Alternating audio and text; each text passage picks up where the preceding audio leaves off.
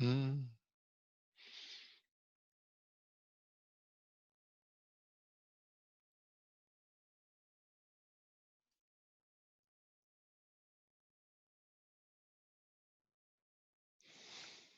Hey, Scott. Hey, how are you doing? Hey, doing well. How are you? I'm all right. It's sorry about Wednesday. Oh, no worries. No worries at all. I totally get it. Life happens. Family. Um, everything good though? Yeah, I Yeah. guess Okay. everything's family death thing. So Oh, I'm so sorry. it So happens. sorry. No big deal. Yeah. Um, so, yeah, I get, and it's probably been a long week for you. So, if you get to the point tonight where you're just not feeling it, or you feel tired, I mean, we can always reschedule. We can always do something in the future too. So, um, are you feeling good enough to work tonight or? Oh yeah, I'm good. Okay. Yeah, Okay. I've, I've Cool. I've gotta I gotta get stuff done. Okay. Awesome. So, yeah, I'm ready to jump right in if you want to. Yeah. Yeah, options time. Good times. Okay. Options. You just want to start from the beginning, kind of work from there. Yep, I figure that's best. I'm pretty confident on a lot of other stuff. Okay. Just options. Actually, Options. I was actually getting on Reddit trying to see what people are getting. Yeah. Noticed that a guy said a lot of his option questions were tax based. Yeah.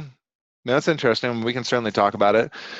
Um, yeah, I mean, from what people are telling me on the seven, it's here's the average person is telling me they're seeing somewhere between 15 and 20 questions. They're telling me that some of them are suitability based, some of them are max gain, max loss, some of them are more just understanding the whole concept of what an option is and how it works, that type of stuff. So that's really what they're that's what most people are seeing. I've heard also that I've had one person tell me they only saw like 10 option questions. I had another person tell me they saw like 30 or somewhere close to 30. So it's always a little up in the air. But again, I think you're going to see somewhere between 15 and 20. I think some of them are going to be math based, some of them are going to be suitability based, and some of them, just like you said, tax based too. So we can certainly go through all that. Mhm. Um, and I know that, I mean, with the SIE, we covered a little bit of that before. I know. So I'm just trying to figure out where do we want to start from, like the very beginning, or when I say the very beginning, I'm more talking like single leg options, like buy, call, max gain, max loss, break even. Do you want to start with that, Can we or just do some examples yeah, of basic? yeah, let's go through it. So I, actually, let I me. I have pretty much buy call, that's you're bullish. Good. You sell put, uh selling a put you're bullish, buying a Hmm. put buying a put you're bearish, and selling a call you're bearish. Awesome. You got it. Essentially, I think of that box thing that you have, and they're just diagonals from each other. There you They're go. not beside each other. And I think that'll help, as you make your way through the material. But let's see here. Let's click off maybe option contract, basic options. We won't go to hedging just yet, but let's look at, like, I mean, question, like on question number one. How comfortable are you with like the risks, like max loss, max gain, all that stuff? Well, see, I can't just like look at it, and I have to think about it. I'm with options, Mm-hmm. so like that, I think about, okay, what you're doing in each one of the scenarios, and I believe it'd be a short call because the stock could and go up forever And essentially. you're right, for sure. You're right. So yeah, short calls are they're the one option position that comes. I mean, between the four, it's the only one that comes with unlimited risk potential. So if they ever ask you that question, it's going to be if they ask you which one has unlimited risk, it's always going to involve some type of short call. But sorry for interrupting. No, you're fine. So if like a short put, it it does it like truly the worst that could be is strike price to zero. So Yep, whatever that is. yep, yeah. And if you're thinking, yeah, if you think about, like, okay, short put that gives me the obligation to buy, the obligation to buy stock at the strike price. Worst case scenario is the market goes down to zero, and then you end up buying stock end up buying a stock at a much, let's say market strike price is 50 and it goes all the way down to 0, you're buying stock that's worthless for $50 a share. And that's where, you run into a bunch of problems with that one. So yeah, that's it. And then like long put,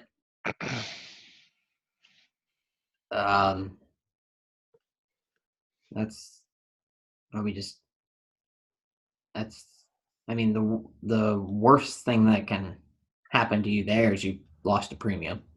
Yep. That's the worst thing that can happen to you on both the longs, long call and a long put. Period. You got it. That's it. That's a good generality to hold on to. When you buy an option, worst case scenario is you bought something that you didn't use.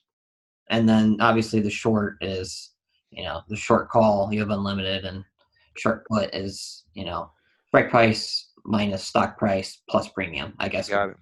Yeah, that's it. You got it. Okay. Cool. So yeah, that was a good little review, kind of cool. just question one.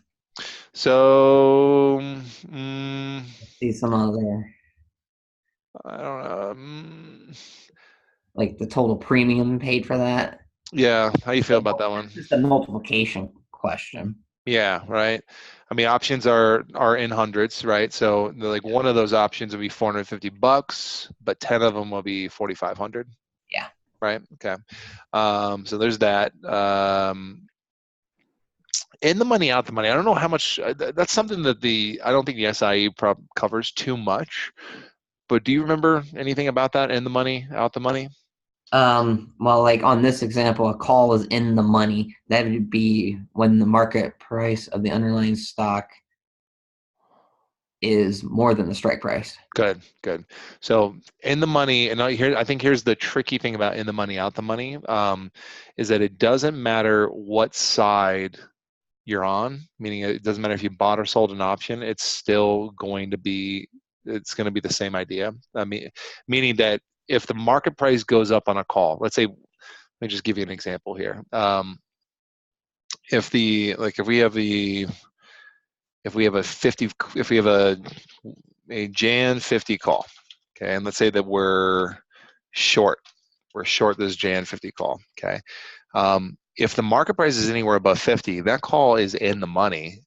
And I think it's something that some people struggle with, the fact that even though you'd be losing money as the seller of the option when the market goes up, it's still in the money. Mm-hmm. So just all that in the money, literally the only thing in the money means is that if an option is in the money, it means that whoever bought the option is going to use it. Okay. But you can profit. You can profit and be out the money, or you can lose money and be in the money. Mm-hmm. All it means at the end of the day is whether or not the option is going to be used by the person who bought it. And the premium is not part of the calculation. It is not, because all you're looking at is the strike price and the market price. That's it. Good. Okay. So cool. That's it. Puts would just be the exact. I mean, if this was a put, it would be A. Does that make sense? Yeah. So if I bought a put, mm-hmm. and the market, it'd be below. Mm-hmm. It'd be A. Yeah. Yeah, that's it for sure. Okay. The next one is definitely A. Yep. Because it does require smaller commitment, just a premium, and then meeting. You don't have to worry about any reg T. Solid. I think that's a good one. Lower loss. See, I'm always trying to think of. Partially, it's because I know with the 24, it's going to be reg heavy. Yeah, it will. I'm trying to kind of like what we kind of did with the SIE, and trying to just build. Mm-hmm. I hear you. Yeah.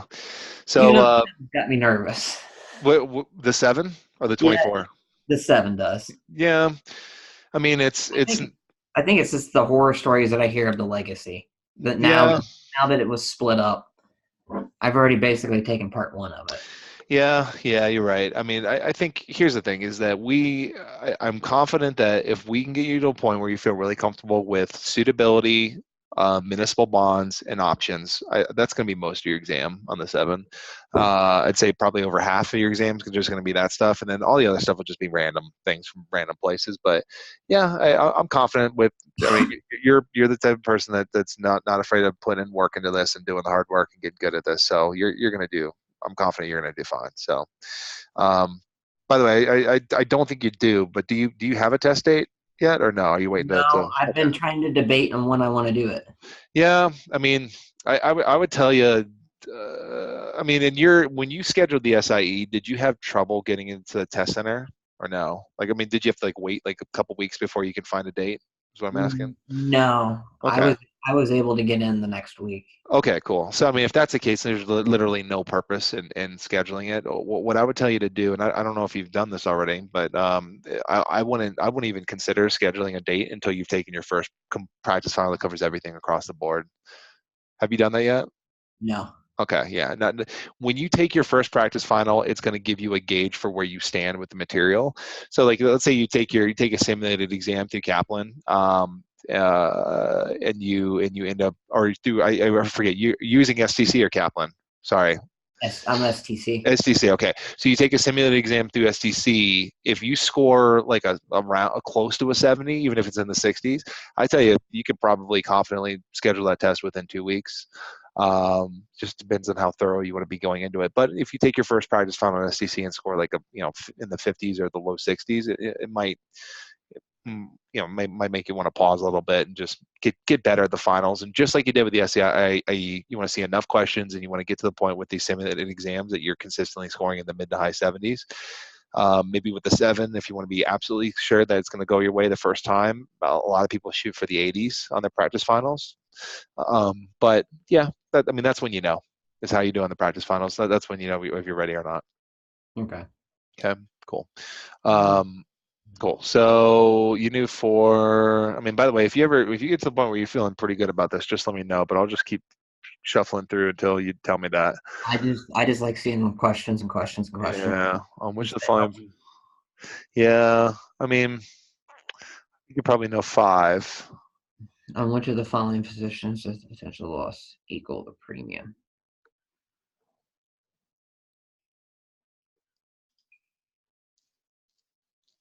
And that's long puts. That's it. Long puts, long calls. Exactly. That's it. Perfect. Which of the following options, strategies besides going long a call can be used to purchase stock below its current market value? That is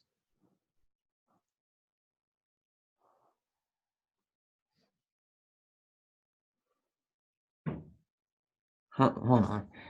Which of the following option strategies besides going long a call can be used to purchase stock below its current market value?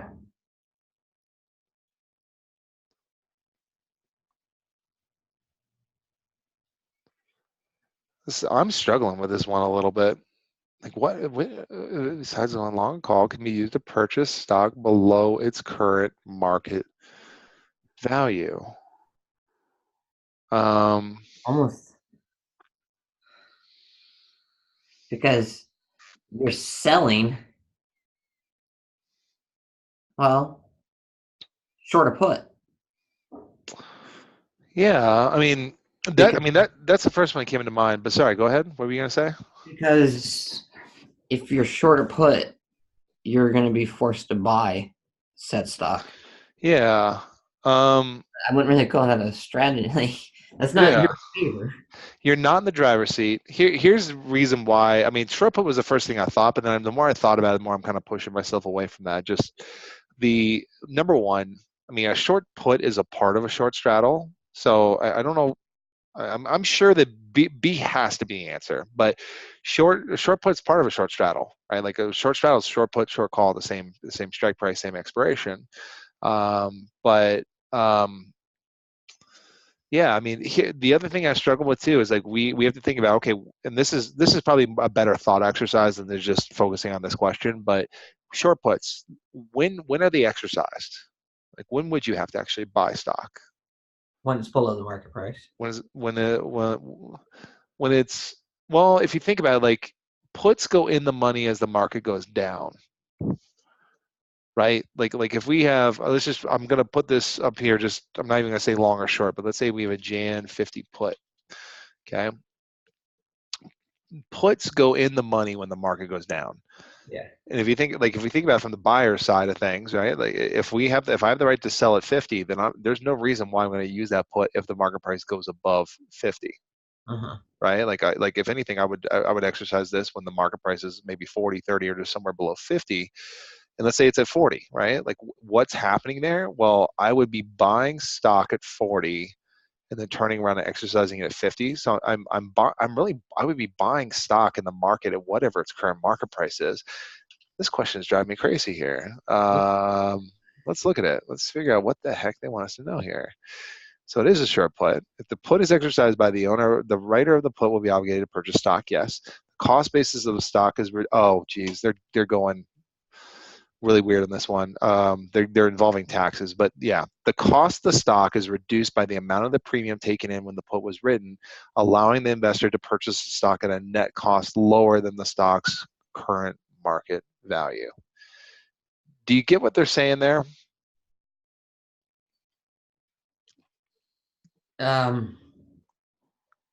It's because when you sell, so when you're long the put and you sold the stock, you're able to subtract the premium that you paid Mm-hmm. from your cost basis. Yeah. So effectively, like you have the obligation to buy stock at that strike price. What's going to reduce the fact that you have to buy the stock is that you received a premium. So yeah, you might be able to have a net cost lower than what it's actually worth. It's just, I don't know. This is a silly question. I think it's a good, like I said, a good thought exercise, but I wouldn't be too worried about this question in particular. So yeah, okay, whatever. Maybe it's a little better that I got the tax implication though. Yeah, I'll go through the tax stuff with you thoroughly. That's one that there's three buckets to how they can be taxed, and there's one of them that's difficult, and two of them are pretty simple. But we'll go through that for sure. I wouldn't even consider 6 like a tax. It's not a tax based question. Somehow they involve it, but um, the term naked. Do you know what they mean by that? That means that you do not own the security. Yeah.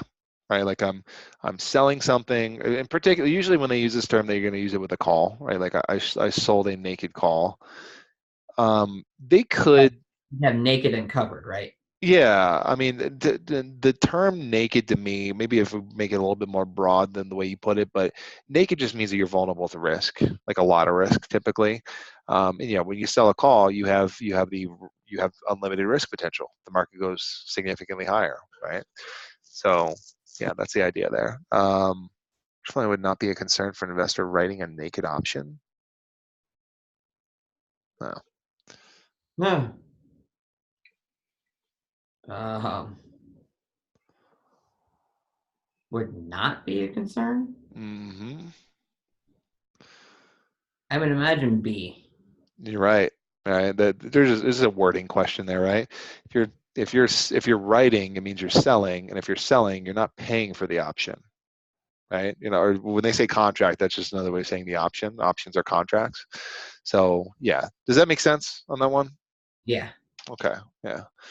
A lot of times they just try to get you on the wording, but that's what I think we've talked about this before. But the understanding the vocabulary of options is another thing I tell you to feel really comfortable with as you make your way through the material. Make sure you know like with the writer, with the holder, etc. Sorry, go ahead. It's on the buy side, it's buy long and holder. Mm-hmm. And then on the sell side, it's sell short writer. Yeah. In fact, give me a second here. I'm going to bring up something else that I just wrote up the other day for someone else I was working with. Okay. So what I have there on the left-hand side, I think that's probably all the language that you would see when it comes to long versus short. Long means you buy, you're the holder. You got a right to do something. You have a debit when you buy. You want to exercise. You want to exercise the option, and you want your option to gain intrinsic value. All that stuff, right?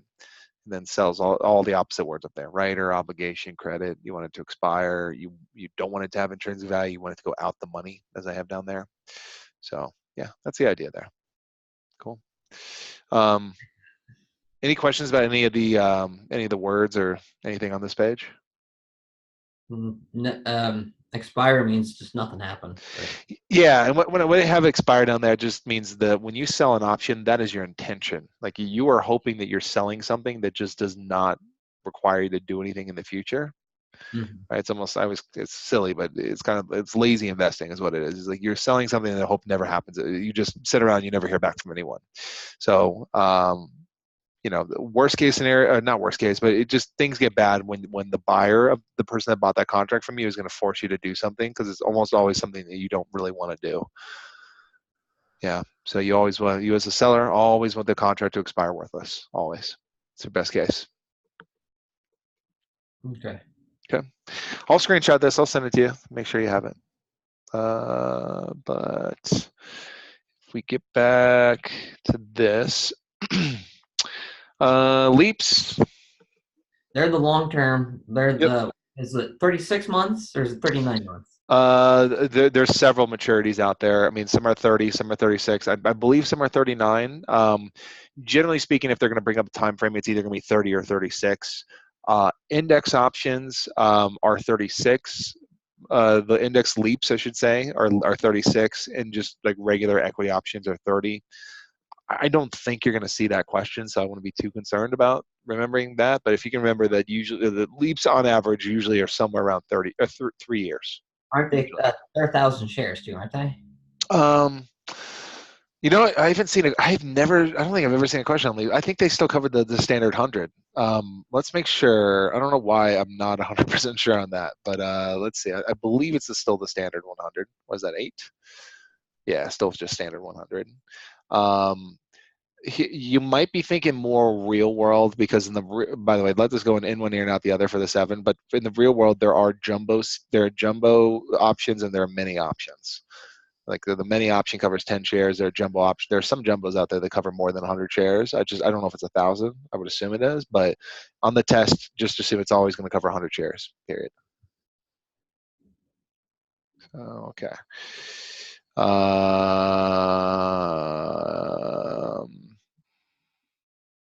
I think a question like number 9. I know we've seen a few, like one or two already. That's really similar to this, but these are the types of questions I tell you that I think that they would consider like a semi-suitability question and also an option question at the same time. And given that those are two important areas, I tell you that these are the types of questions. If you see them, you definitely want to feel really comfortable with being able to interpret risk when it comes to options. Okay, so under which of the following circumstances would the investor risk an unlimited loss?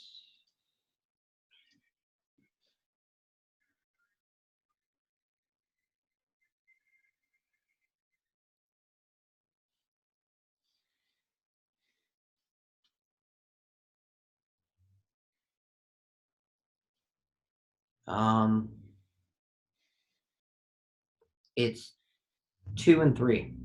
Beautiful. That's it. Because in both those scenarios, the last thing you want is it just to go through the roof. Yeah, you got it. Because at least in 4, you own the stock. Mm-hmm.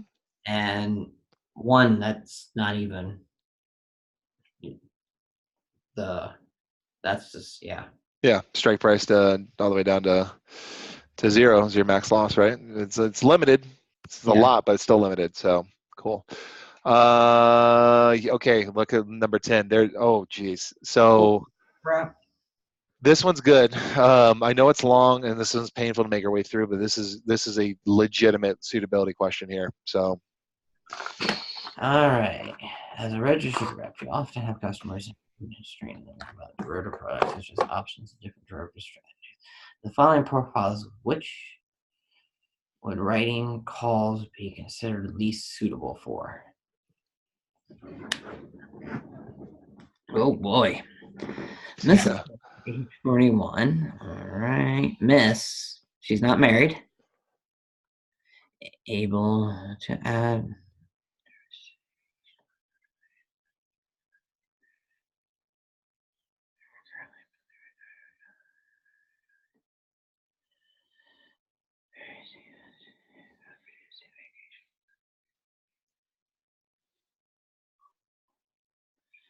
Both retired. Well, no. B is no. It's already a no. Both Yeah, no. yeah. No derivative. Sorry. It's probably not a bad idea there. I mean, in And terms of their savings are only 25,000. yeah, No. yeah. I mean, well, no, as in like, I mean, looking up back up at the question. I mean, they're looking for the least suitable party. Oh, the least suitable? Yeah, so that's probably the answer there, right? I was trying to find the most. God damn it! This, Yeah, all good. see, that's got when I've taken some of those practice progress exams. A couple of the ones that I miss is me getting hurried, but it's B if that's which would be the least suitable for. Mhm. I mean, I don't even need to go any further. Yeah. You're both retired, covering you're on Social Security, Yep. and you're started your mandatory IRA withdrawals, so that means you're over 70 and a half Yep. at Yep. that point. Well, one of you are, Hmm. and There. you own $25,000. So I can Yeah. think of many. There's multiple reasons. See, because of my background, I feel pretty comfortable on suitability by able to go through and Cool. let me see if I can tell you which one would be the most. I imagine one of these people would probably be the most appropriate. Yeah. Uh, I mean, see, they're younger. They'd be decently appropriate if they wanted to. They have a decent income. They probably should be making higher IRA contributions if before they start investing in derivatives, mirror business, Hmm. lump sum annuity. No, Yeah. she's too close to. Really, it's probably 41 because she's already taken risky stuff by investing in vacation property. Yeah. Yeah. I mean, I think the way they structure this question, I don't know if if there's a right answer to Who the suitable person, right? I would agree with you. It's probably going to be A or C. I mean, C because they're young. A because she's already like it sounds like she's already got a high risk tolerance. she's got a decent amount of income. She's able to add to her savings. Currently building retirement accounts. Yeah, I mean, this is just like I don't. To be honest, I really don't think we have a good answer up here for. I would not recommend. I would not recommend writing calls. And when I read that writing calls, I had to think about that for a second because here's the deal: writing a naked call, none of these people are suitable for it. And literally, you're just picking out which one would be the worst, which would be B, obviously. Um, but if they said covered calls, I'm glad we saw this question because you might see a question where it's okay to recommend a covered call to even someone who's retired. It just kind of depends on how they set it up. And the thing is, and I mean, we can certainly go through this. I don't think we covered this much when we went through the SIE, but a covered call doesn't really present much risk to you. And if anything, like if you have let's say you have a stock on hand and you end up selling a call against that stock, selling the call actually reduces your risk on the stock to a certain degree, at least money out of your pocket risk. Do you want to talk about that real quick, or do you understand what I'm saying there? Um, the covered call. Hmm.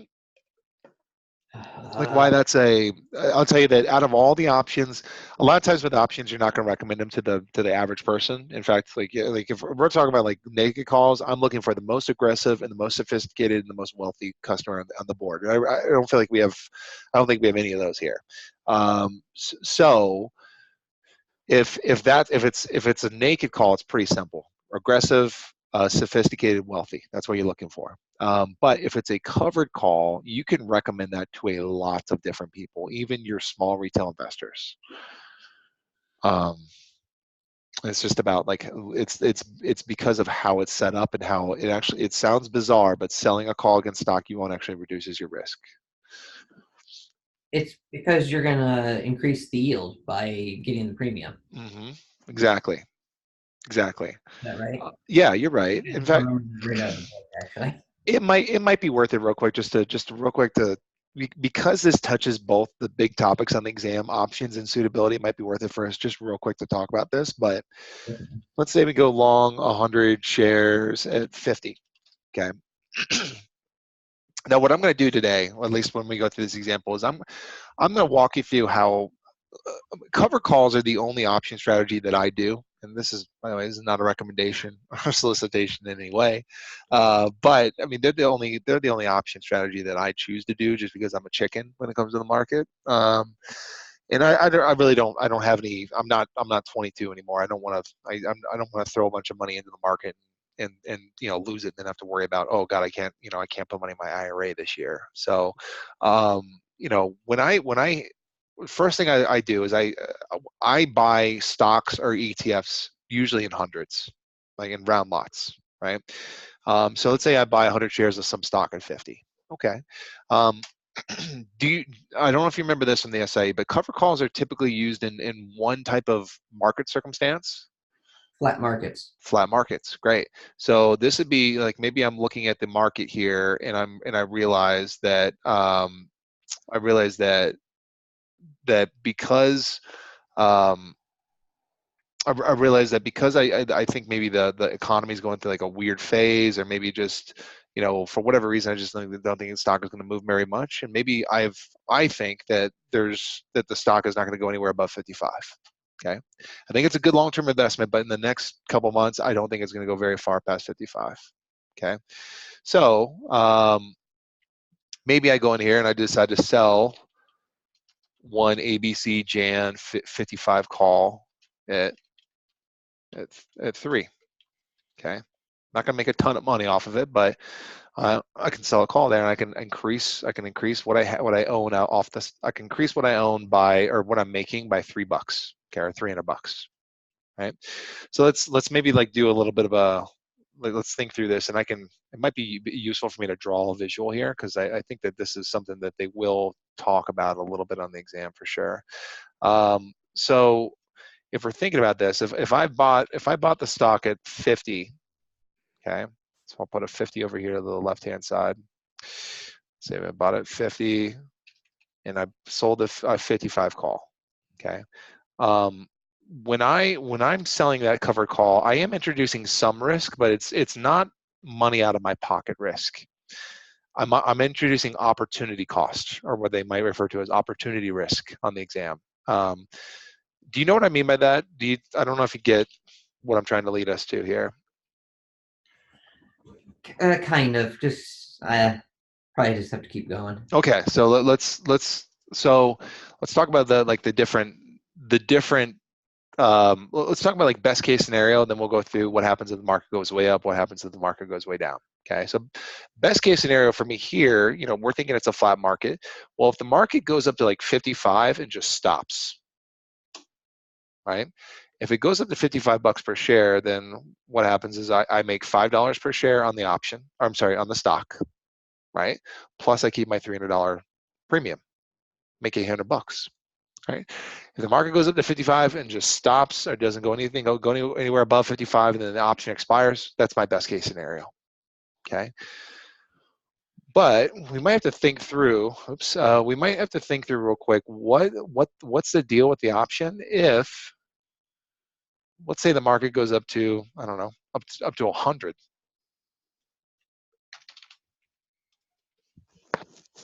Well, you already own the shares. Already own the shares, right?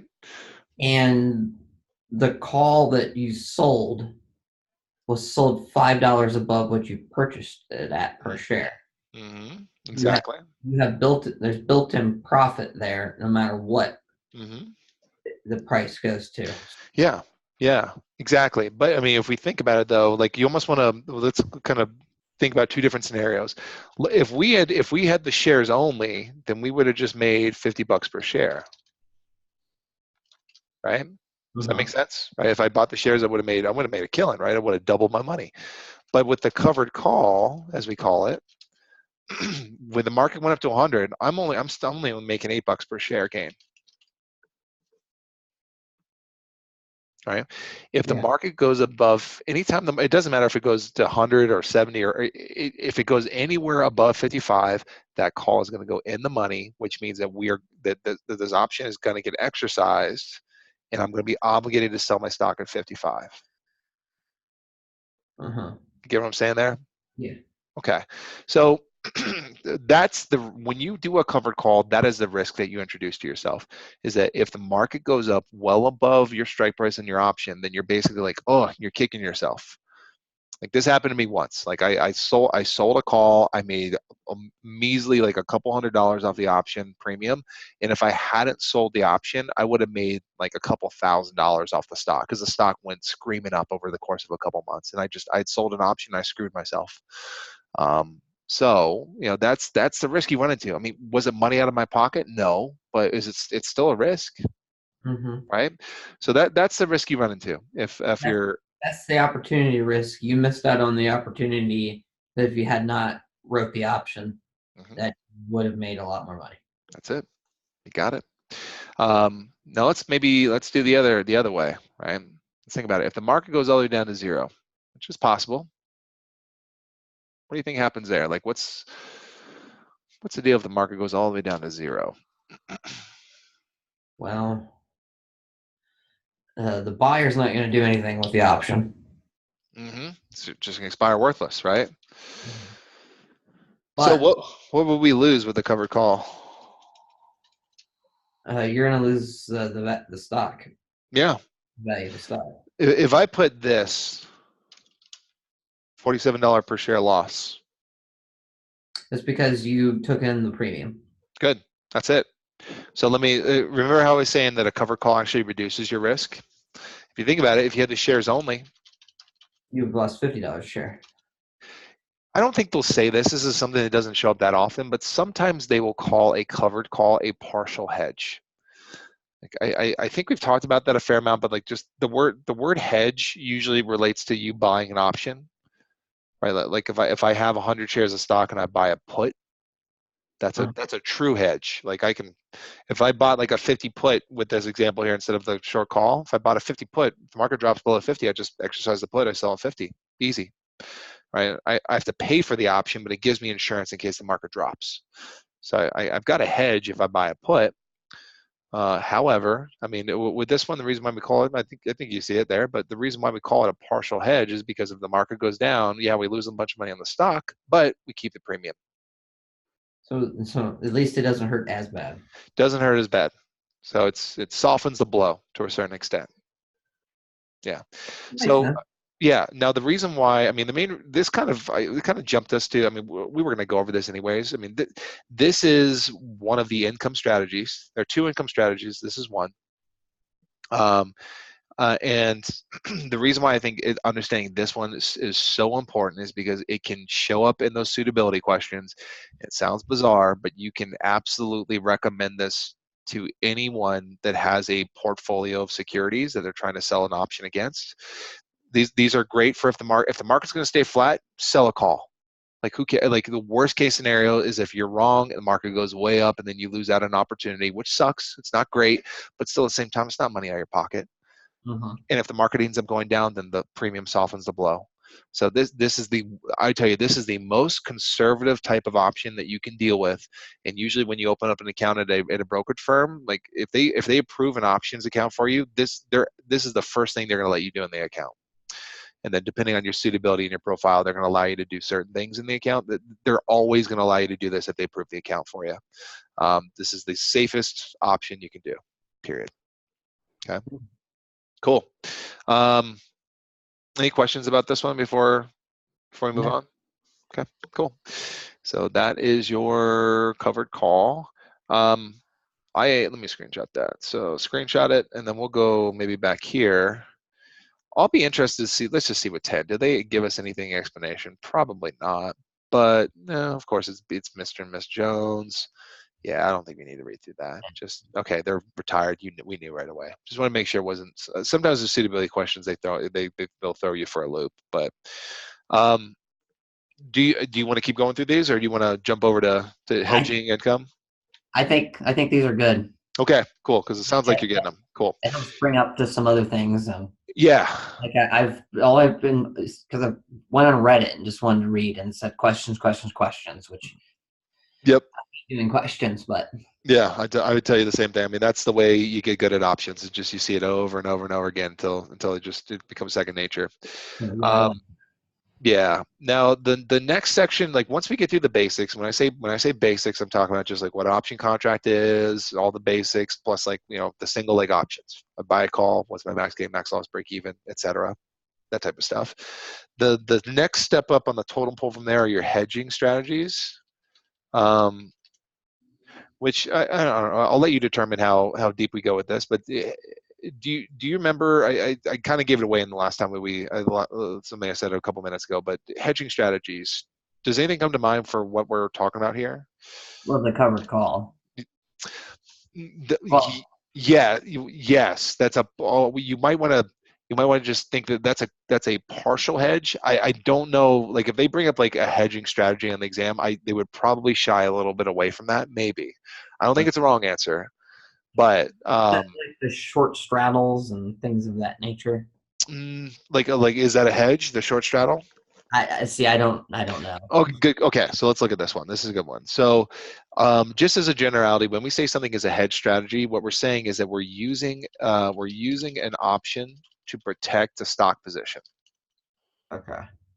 That's a hedge. Okay.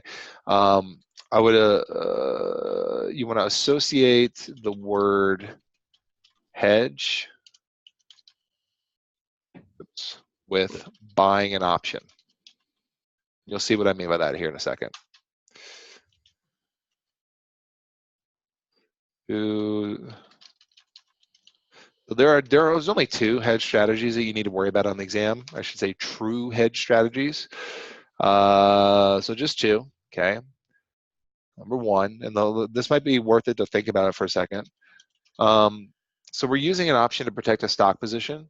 So if we're long stock or if we own stock in our account, what option would we use to protect ourselves? If we were long stock, Yeah, which one of the four, the long call, short call, long put, short put, out of the four, one of them in particular would really help us out if we're worried about losing value on the stock. um, would be buying a put. There you go. 100%. Long put gives you the right to sell stock at whatever the strike price is. So if the stock price goes down, great. You use the put. Um, I'm also going to put. Let me put this up here. No pun intended. The word hedge, you want to kind of think of the word insurance. I'm going to come back to that here in a little bit, and you'll see like hedge strategies are perfect analogies with just insurance in general. What I mean by that is, and maybe we'll dive a little bit further into it here in a second, just with some numbers. But with insurance, insurance is one of the few things that people are willing to pay for, but never actually want to use. Right? Mm-hmm. I don't think anyone ever wakes up in the morning and says, "Hey, I can't wait to use my car insurance today." Right? Yeah. Right? No one wants to use their insurance, but it's there in case things go wrong, and you're certainly happy when you have it. Right? Same thing here. When a customer has this, and I think this is something that people struggle with, you get long stock, and long stock is certainly bullish, and you have a long put, and the long put is certainly bearish. And people look at this and they're like, "Oh, I had no idea where I actually want the market to go." Whenever you have stock paired with an option, the stock is always the primary focus and is always the part of the strategy that's going to tell you where you actually want to go. So the long stock is bullish. We want the market to go up. Okay.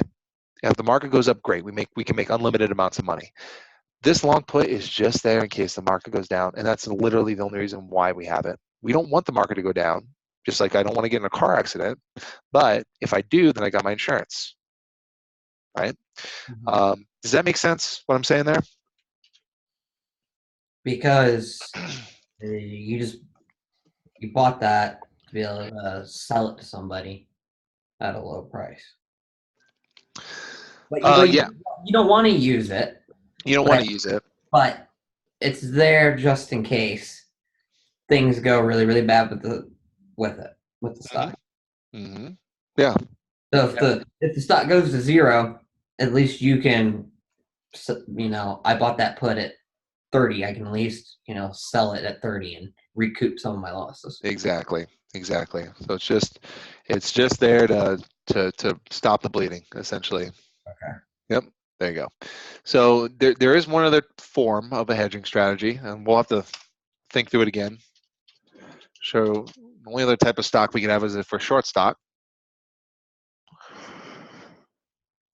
What kind of option will be used to protect a short stock position?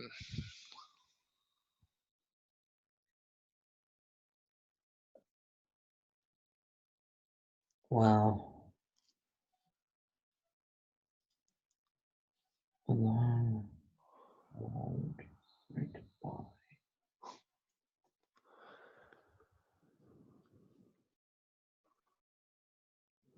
long, no, call, short, if you're a short put, that would give us the right to buy the stock at a certain price. Shit. Is I really don't know. Is Mm, it long a call? yeah, totally is. Totally is. Hmm. I was I think I was overthinking things. No, that's it. So that I think the options again, it's just one of those things. If you see it enough, it'll become second nature. We'll get you there.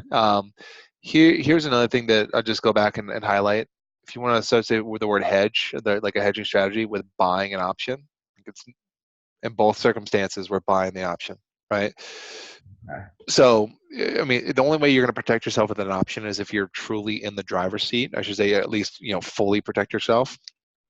If you sell an option and then end up, yeah, if you sell an option and that option gives you an obligation, you can't decide whether or not you're going to use it, right?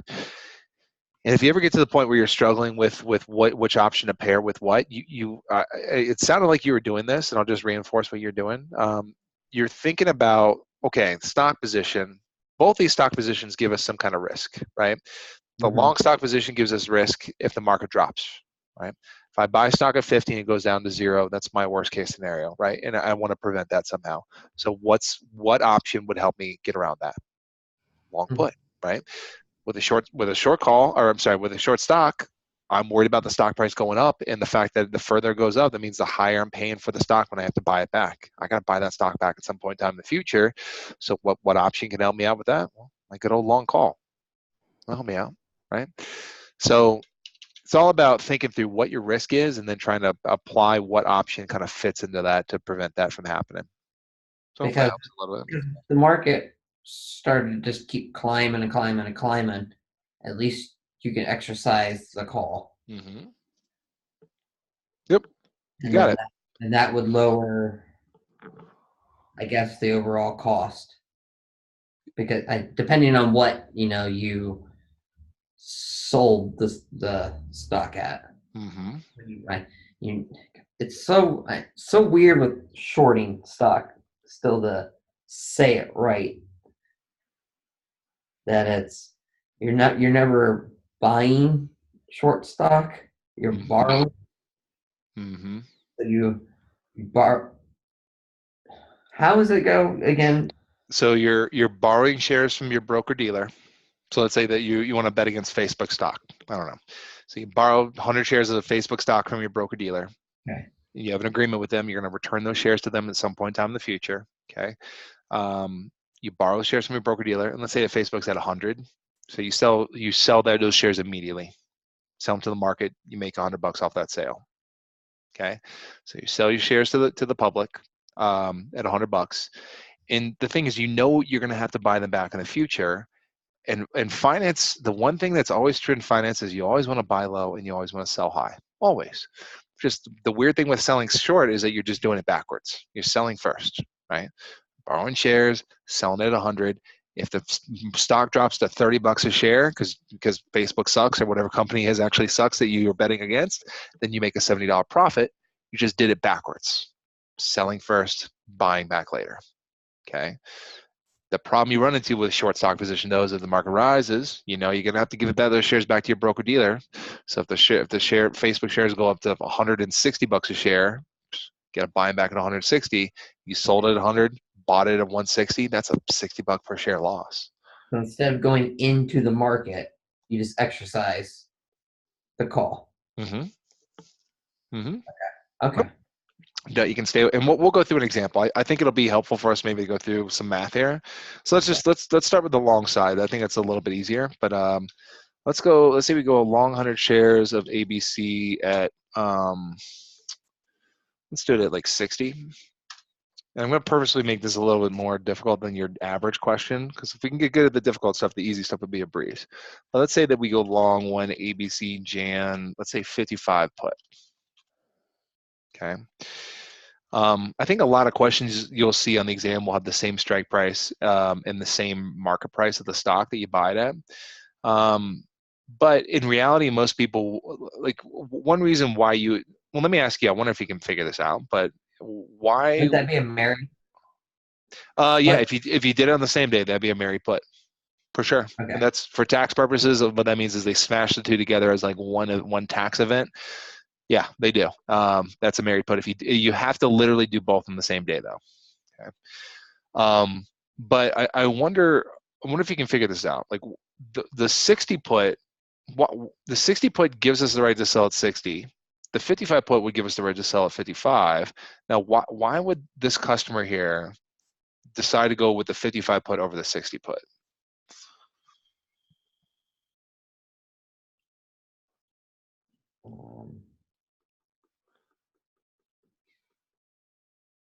Is it because of the premium? That's it. 100%.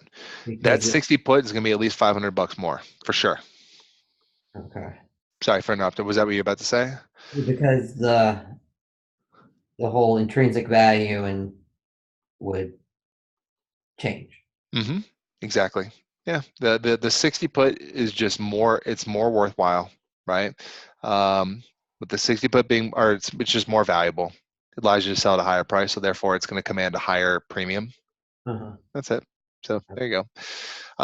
Okay, so the customer here went to a 55 put to save themselves a little bit on the premium, and there's always a pro and a con. The pro is you have a lower premium, but the con is that if the market price does go down, you can sell it at a lower price. It's going to save you if the market drops below 55, but it's it has to drop. It'd have to drop pretty substantially for this one to be worth your time. Okay, so let's think about a couple things. They would ask us about the max gain. What's our maximum gain with this strategy here?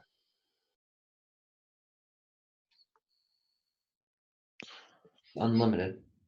Good. It is unlimited, right?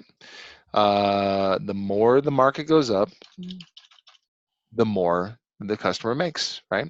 That put does not have to be used. And in fact, if the customer really hopes that they don't use it, just like you hope you don't use your insurance, right? Same thing. So good. That's it. Max gain is unlimited. How about maximum loss? Okay. Let me think. Well, let me before you start thinking too much about it. Have you ever done a T-chart? Have you ever used a T-chart before? Yeah. Okay. I think questions like these are great for T-charts. But I mean, there's no one way to do an option. Some people don't like T-charts. Don't feel like you have to, but I at least encourage you to try and see if it works for you. But what always screws me is which side goes which. Because really, it doesn't matter which side that I decide to make a plus or a minus. But yeah. I mean, it doesn't matter. I mean, if you're asking me like what side has to be what, I mean, yeah, I'll show you the way I set up mine, and I don't, if it doesn't work for you, then we don't have to do it this way. I prefer to do it whatever way you've been doing it. But if you ask me how I do my T-chart, it's like this. I usually put I usually do a plus and minus, but really you don't have to do it that way. Meaning that I have a. Isn't it debit? Well, yeah. Is that how you usually do it? Is debit credit? Yeah. Yeah. Okay. Let's do it that way. I, Debit credit. I usually put plus and I usually do both. Okay. So debit would be minus, right? And then credit would be plus. Yeah. So let's do that. Let's put those in here. Okay. Debit and credit. Okay. So forget we're not even talking about max loss anymore. Let's just plug in what we have. So we the long 100 shares and the long put. What would we put into the T chart? Okay. So 6,000 left in the account. Mm-hmm. Now, do you do like the full number, like you multiply it times like everything times 100, or do you put like 63? By the way, there's no right or wrong way to do it. I usually try and put the full amount. Okay, we can do that. So, and by the way, I added this. I don't know if you do this, you probably don't, but I think this sometimes helps with certain questions is having a stock row and an option row. And I think the more you go through questions, I think the more you see why that might help. But okay, so we bought the stock for $6,000, right? So what side of where are we going to put that? That is money that left her. Mm-hmm. So it's going to go on the minus side. So we're going to put 6,000 on the stock side, right? Good. $100 is 100 shares at 60. Good. And then we pay 300 for the option. Mm-hmm. The credit side 300. Mm. Is that money in or money out? Gosh, it's money out because we pay. It's all good. Just we're just practicing. So yeah, it's money out, right? So we bought for the option, so we're paying for the option, right? So right, just by starting this strategy here, we're out $6,300, right? In fact, I would tell you that that's the end of the debit side. Like we're not going to be buying anything back. If anything, like the only thing that can happen here is if we might be selling things down the road. So that's it. I mean, that's the end of a debit side. Okay. So getting to max loss, this is where I think the T-chart really kind of helps. Max loss, we want to think through what is the worst case scenario in this option strategy here. The stock becomes worthless. Becomes worthless, okay. Now if it does, let's say market goes all the way down to zero.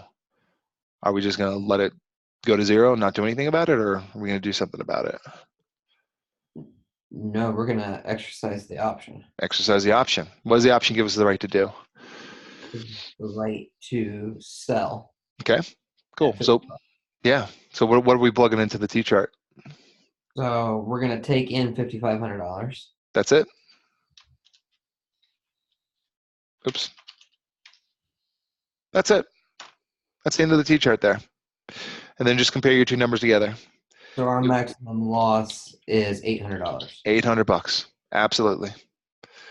Yeah, I'd encourage you. I mean, I think if you do options enough, you're probably going to get to the point where you just start doing them in your head, and that's okay. This is the same way I started with options. I used my T-chart the first 2-3 weeks as I was learning, and I just got to a point where I'm like, oh, okay, it just starts coming together pretty quickly. But yeah, cool. Any questions about the max loss? No. Okay. So next one, the next and last question they might ask us on the exam would be something like break even. What I'm going to do is I'm going to erase the credit side, right? Because that was assuming maximum loss, and I didn't erase the debit side because that's still happening, right? We bought 100 shares at 60, we bought a put for 3, so that's still there. So break even. Another question they might ask us on the exam. We need the stock to get up to $63 per share. Beautiful. We need to somehow get $6,300 back, and the only way that's going to happen is if our stock gets to 6,300. Absolutely. That's it. Does that make sense? I mean, yeah. You got there really quickly. Great. So that's it. It'd have to come to 6. I got 2 break-even questions on the SIE. You did? Good. Well, I mean, I don't think the break-even questions are going to be, at least with this, I don't think you'll see many break-even questions with single leg options, but I think you could see them with hedging and income. I think you certainly could see them with straddles. You can certainly see them with spreads. So I'm glad we're looking at this. So cool. That's it. Break even here, 100% is 63. That's it. Cool. Because the option, the only part of that matters is the premium paid. That's it. Yep. Because you'll just let it expire. Mm-hmm. Yep. Option expires worthless. If the market goes anywhere down, you're going to be losing some form of money. Like you don't really when you're using that option, you're losing for sure, right? So yeah, that's it. Cool. $8 a share. Mm-hmm. You'd be losing $8 a share if you're using that option. Yep. But losing $8 a share would be much better than losing $60 a share, right? So okay. I'm going to screenshot that. I'll send it to you afterwards. And let me get rid of a lot of this. I'll leave that in the middle. And then what we'll do is we'll go through the other one. The short side. The short side. It's not as easy, but same thing. Same thought process. So we go short 100 shares at, let's say, 35, just to make up a number there. And so, sorry about that. Let me turn that down. And then we go long one ABC Jan. Let's do the same thing we did last time. Let's say we don't buy another 35 call, but let's see if we do a 40 call. And the reason why we go with the 40 call is because it's a cheaper premium. Maybe it's gonna be a $200 premium overall. Okay, so cool. We got that. Okay.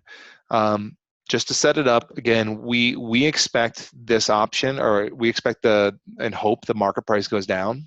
The further the market price goes down from 35, the more money we lose.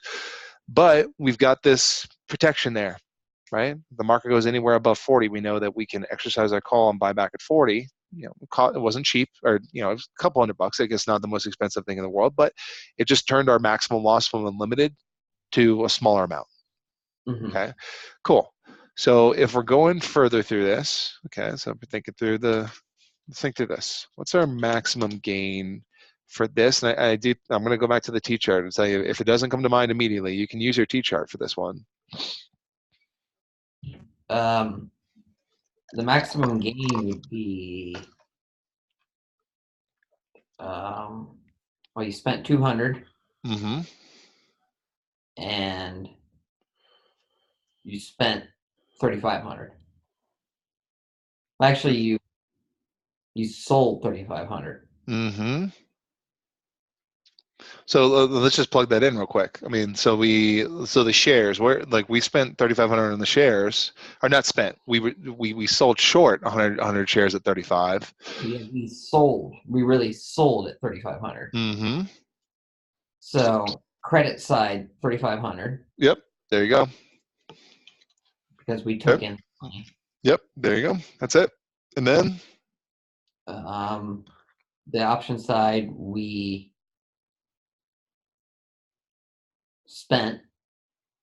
bought the call for 200. Mm-hmm. So we got 200. It's 3,300.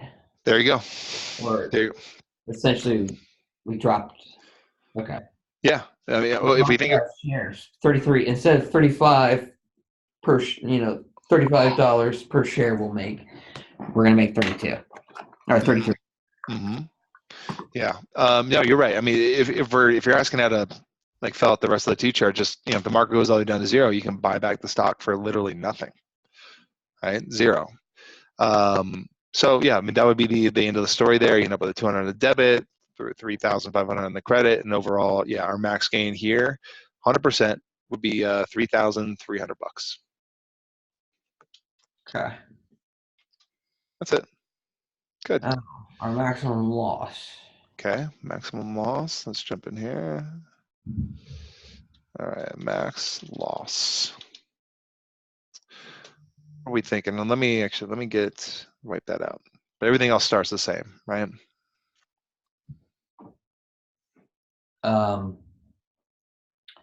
Well, we're gonna eventually have to sell the shares back.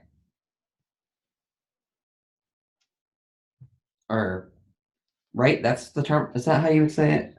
Not. Remember, we already sold. Right, we already sold. We'd have to go into the market and buy the shares. You have to buy the shares back for sure. That's it. So yeah. So, I mean, if the stock goes to zero, You've lost $3,500, but you've taken in $200. But you can buy the stock. Hold on. So you can along the call. So that means you buying stock at 40, 30. Would it be like $28 a share? Mm, I think you're a little twisted there on the way you're thinking about it. So let's think about it. Like what you were going through there was you were talking about the market going down, right? But Yeah. remember that's where the short position wants to go, right? We want the market to go down.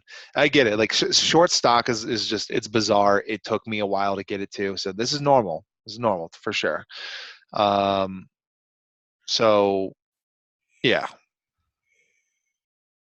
Frustrated. Short stock has always been something that is because it's just so bizarre yeah. Hmm. to me that It that is. that somehow works as a thing. Yep. Yeah, it does. It I does. I don't know. Yeah, just I mean, I don't. Is I think the more you can think of it as just like backwards investing, and I know it's bizarre, but you're selling first and buying back later. And I always want to sell high and buy low. And just the more you see in these questions, I think the better you'll get. So don't get too frustrated. But so let's talk about it. Like we know we have the sale price in there, right? We already have the stocks. We have the plus side on the stock already filled out. The question is where are we going to buy it back? And that's really where our risk is, right? We're worried about buying back our stock at a much higher price than maybe what we expect. So, I mean, maybe if we think through that a little bit, what's the worst case scenario? What's the highest price that we could buy that stock back for? Well, without the option, unlimited. But Mm-hmm.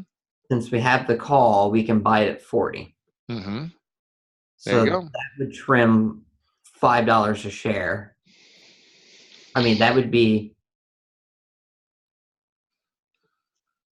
so we have 4,000 right there. Mm-hmm. Oops. It's too big. Because we're buying the stock Mm-hmm. but we spent the premium. Mm-hmm. That's it.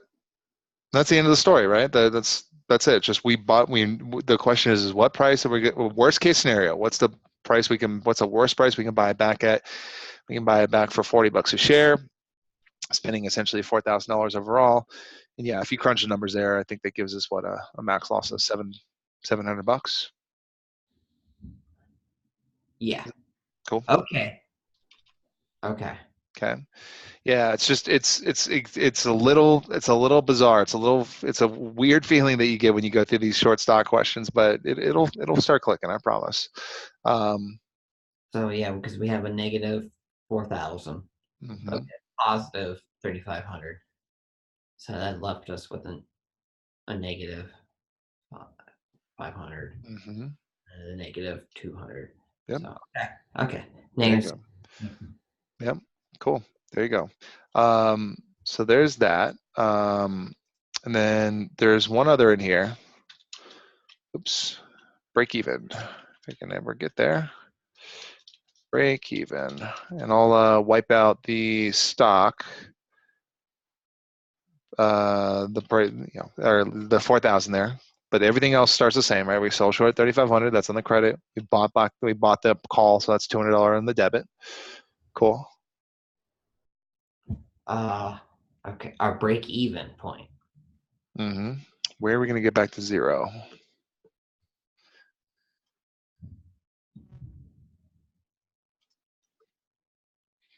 Um, 3,300 Mm-hmm. or $33 a share. No, you're right. That's it. $33 a share.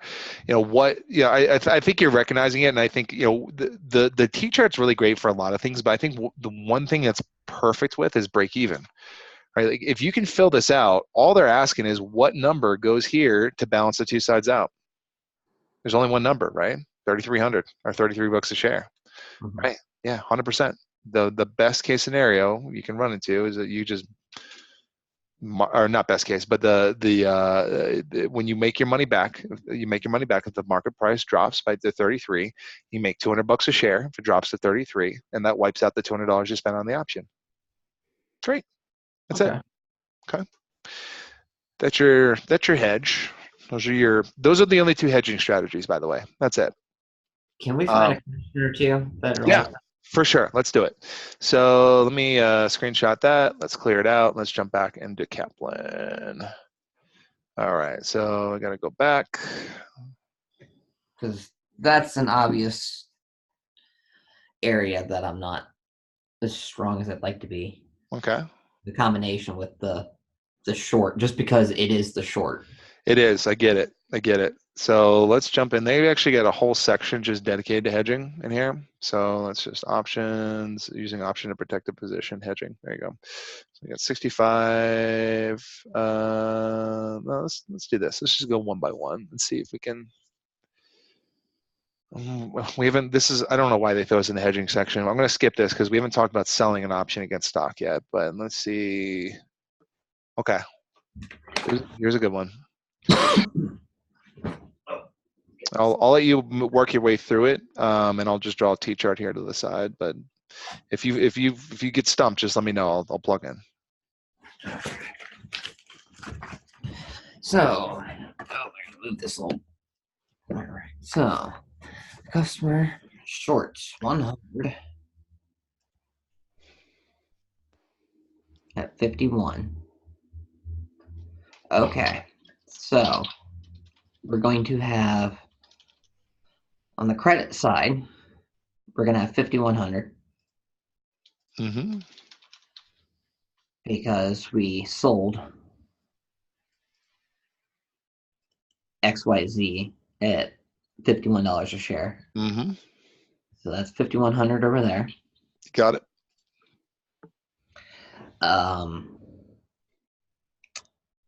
We bought a call, so we have 400 on the debit side. Good.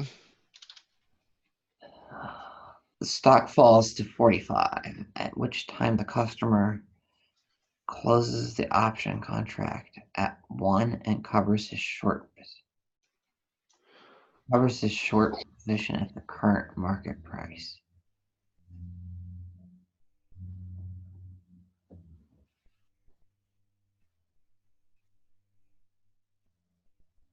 Well, that's a good thing for him. Closes the option contract at 1. Does that mean he traded it? It is. It does. So he's going to take in $100 for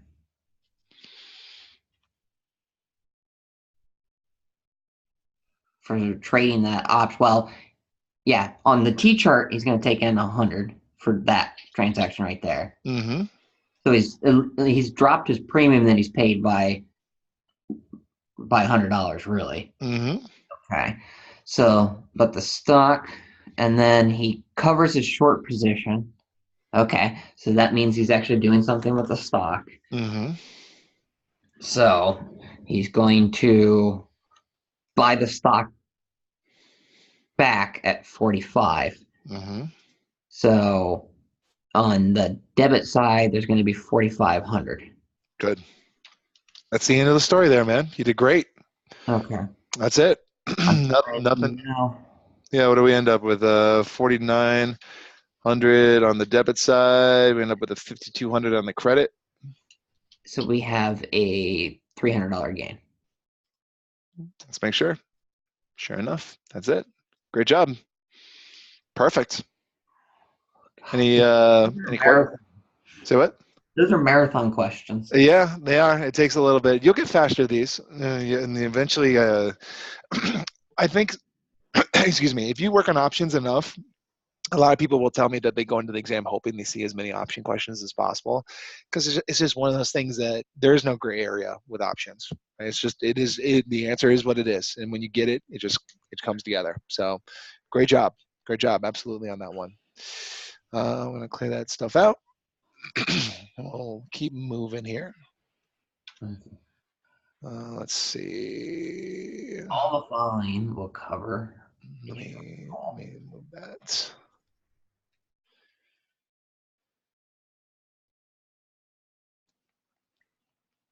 We didn't exactly talk about. We talked. I don't know. I guess we talked a little bit about this, but not in depth.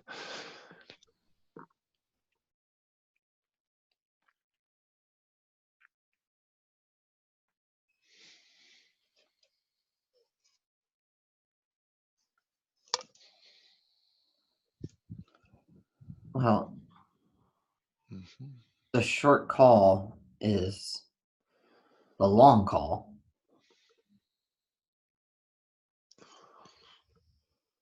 But it'd be D because it'd be at a higher strike price. Right? It's not D. Well, what's the long call while I'm on this? It would be at a higher strike.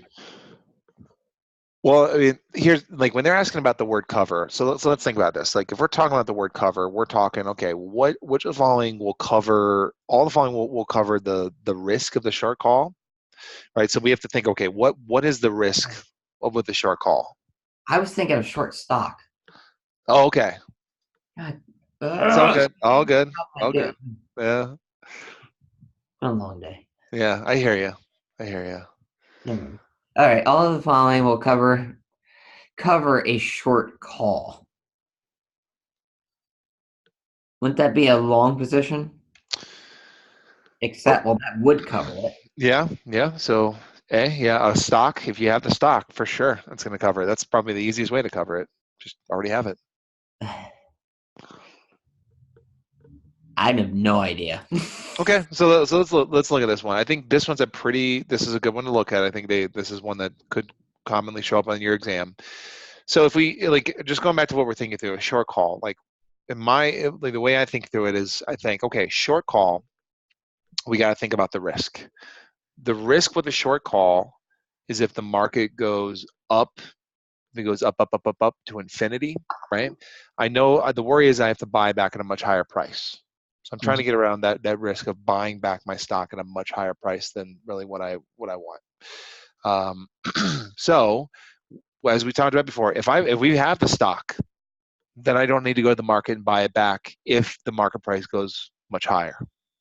Or not, I shouldn't use buy it back. You're not buying it back. You're just buying it to be able to deliver it when you get exercised, right? Like when you have a short call, you have the obligation to sell stock, and what you're worried about is that if I don't have the stock and I go to the market, I got to go to the market and buy it at the market price, right? So the stock, if I have the stock, I'm good. I don't need to go to the market.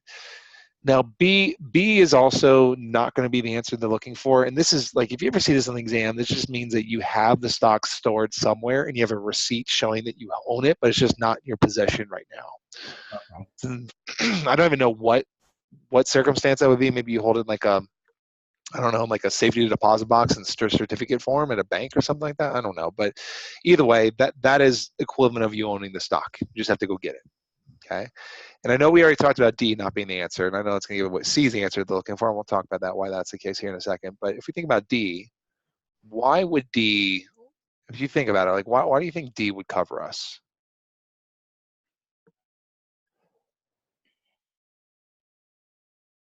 Because we can go into the stock, we can go in and at least buy the stock at a lower price than it currently is.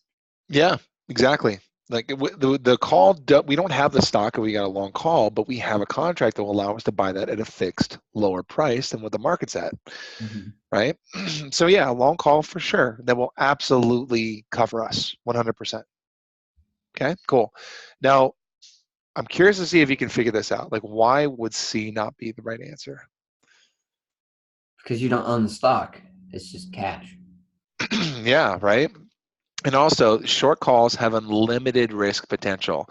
So the further the market goes up, So you're going to need a right? lot of cash Yeah, potentially. there is no, like, I mean, if we think about it, if you have unlimited loss potential, then there's no amount of cash that can truly cover you. Like, even though, like in the real, like, we're thinking real world, yeah, you can have enough cash to cover you because there's no way the stock is going to infinity. But if we're thinking theoretically, it doesn't. Like, you could have a ton of cash. It's not truly going to cover you because hypothetically that stock could go well above whatever the price you're thinking it could go to. There's no limit. So that's usually where they're going to try to get you on a question like this. With a short call, doesn't matter how much cash you have, it's never going to cover you. What's going to cover you? Either owning the stock or having something that will allow you to get the stock at a fixed price. Okay. So I'll even give you, like, I'll give you some more examples here of what you can also use to cover a short call, and you tell me if they make sense. A convertible bond.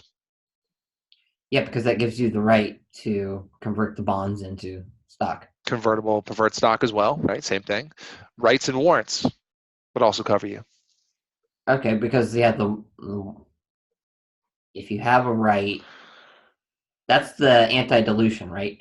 Yeah, well, the right would be the anti-dilution. Warrant is more like that's the sweetener. Yeah. That's a, yeah. Mhm. Yeah. But yeah, that's it. So just, I mean, those are your examples. Like, if you have something that's going to turn into the stock or the stock itself, that will cover a short call.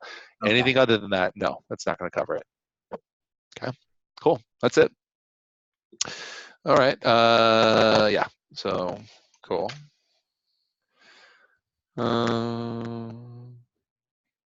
Here's a good question. There might be a part of this you might be a little confused with because we haven't talked about all of this, but I'll let you try to make your way through it. Okay. Investor is short stock at 60. The current market price is 35. Well, he's happy. He anticipates it will continue to decline. He thinks the price will rise temporarily, and he does not wish to close out his short position.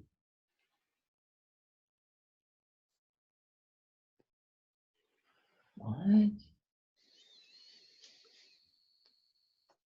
He thinks it'll.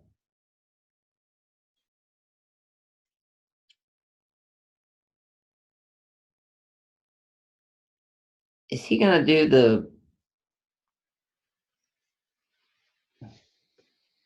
I really don't know what the answer is. I Okay. would be a guess. My guess would be buy and a buy You're because you're you're because right. that's the least amount of loss of all those option strategies. Mm-hmm. Yeah, I mean, that's not. I'll tell you one of the biases, right? Not both of them, though. So I mean, so let's think about this. Okay, investors short stock at 60, so they have borrowed shares, and then sold them to the market at $60 a share. They know they got to buy them back at some point in time in the future, right? Hopefully at a lower price. And just like you said, current market price of the stock is 35. There's like a hurricane outside right now, apparently. Um, the market price of the stock fell to 35, so they're making a good amount of money there. Okay. And he anticipates it will continue to decline. Okay, great. If he thinks the price will rise temporarily and he does not wish to close out a short position, his best strategy to prevent a loss. Okay, so they think what this customer here, he thinks that the market price is going to rise from 35, a little bit or a lot, or at least they just think it's temporary. So the first thing I'd challenge you to think about is, okay, like, if we think back to the hedging strategies, when we go short stock, like, there's one option that will absolutely protect us if the market ends up going up. That's buy a call. Buy a call. Yeah, so the answer is either going to be C or D. It's got to be one, right? Or it's got to be the long 35 call or the buy 35 call. That's got to be an answer for sure. Okay, because that will allow us to buy back the stock at 35 if it happens to go up dramatically. Great. Okay.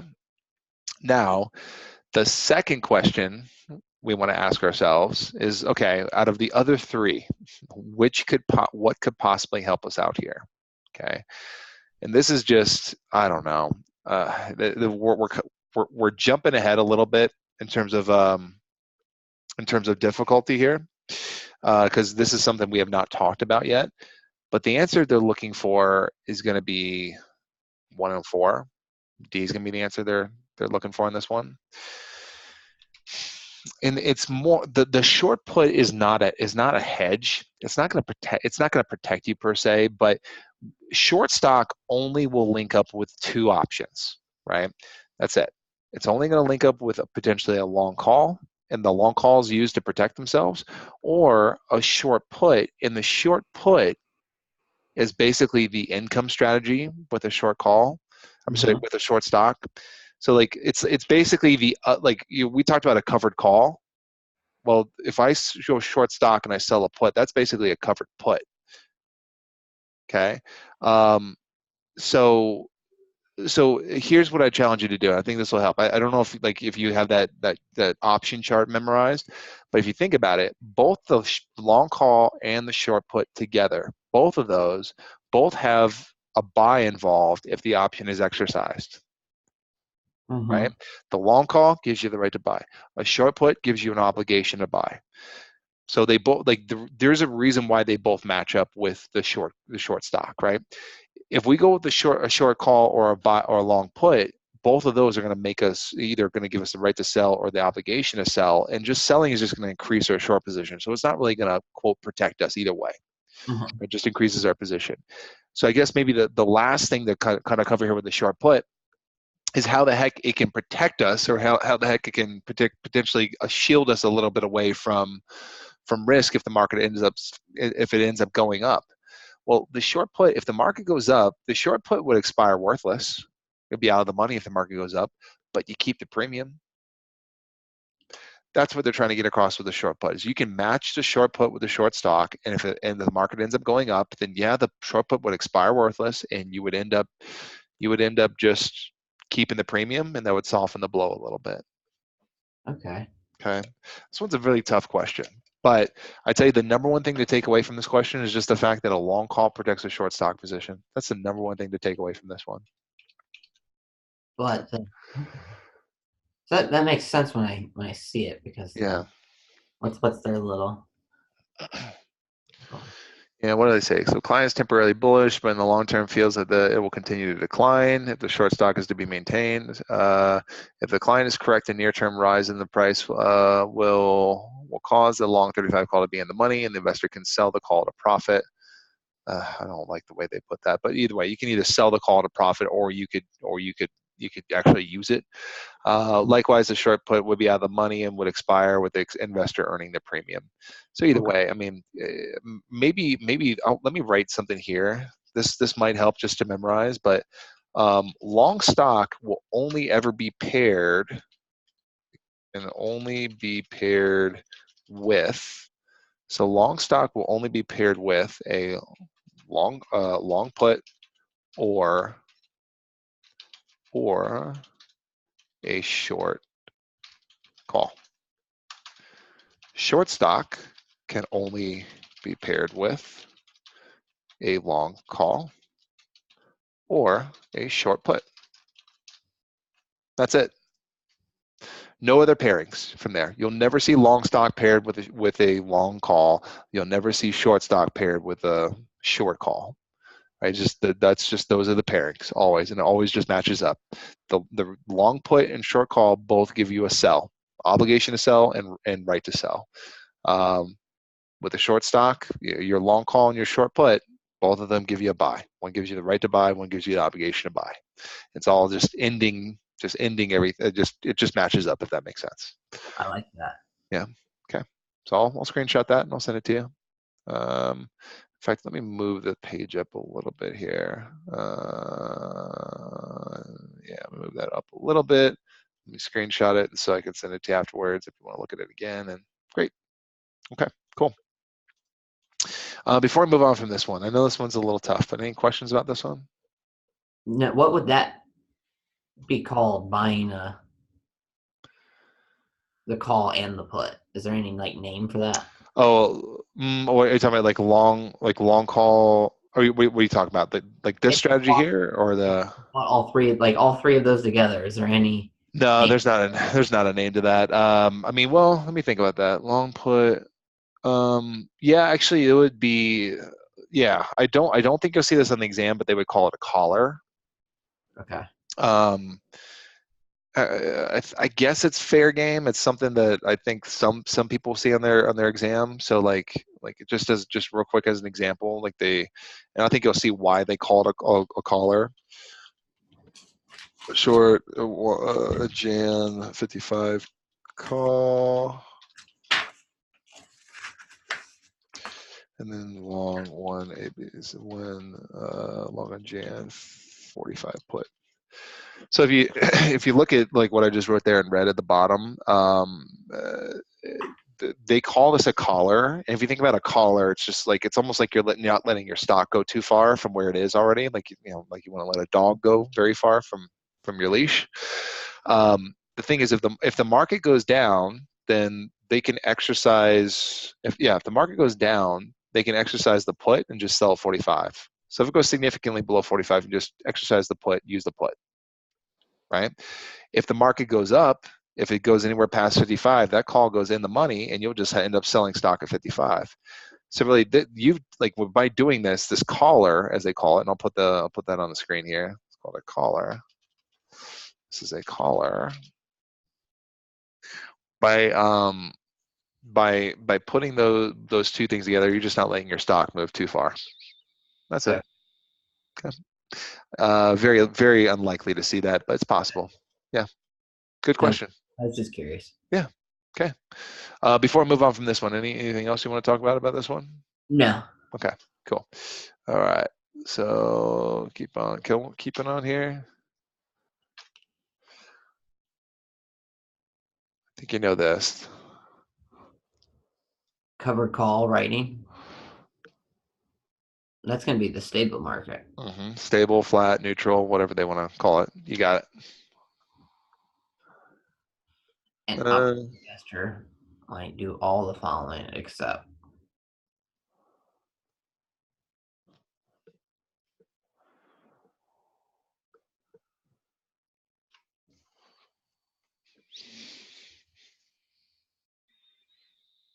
make an opening sale. No. What? Hold on.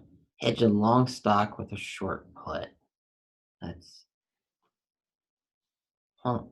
the obligation to buy. It's going to be B. Mm-hmm. This is going to add to the position, right? That kind of goes back to what we were talking about before. Yeah, because you For won't sure. do that. Yeah, that's it. 100%. Good. We haven't talked about that. I'm going to skip a couple until we get to an actual hedge question. It just reinforces what we were talking about.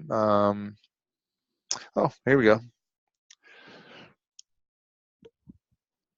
A customer is short 100 shares at 35, and the market price is 35.25. If he believes a near-term rally will occur, which of the following strategy would best hedge his position? So he has a belief the stock price is going to continue to go up. So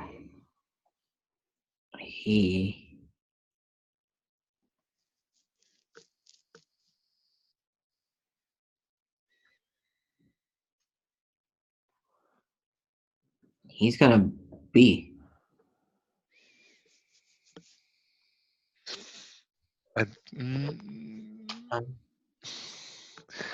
So the thing is, like, both A and B are pretty much the same thing, with the exception of the strike price or the exercise price, as they call it here, right? So if they think here's the key to this question. Best hedge.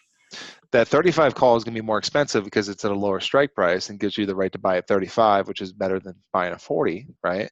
But they're not talking about price here. I mean, there's a reason why they don't give us the premiums. They want us to figure, okay, which one of these would be the best protection against market price going up? It's the one that what you sold short for. Yeah. Does that make sense? Yeah. No, seeing that makes sense. That's okay. Cool. I'm partially. I'm at least glad that I picked the right strategy. Yeah. There you go. I was on corpse, but all right. The customer buys 100 at 52 and buys one put. That's the Location. Line is right. Sell stock at 50. What is the customer's maximum possible loss? All right.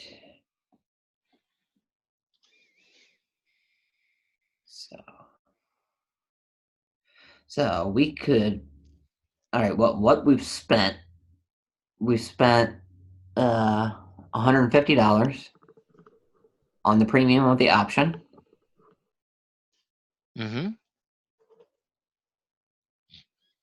So that goes on the debit side. Good.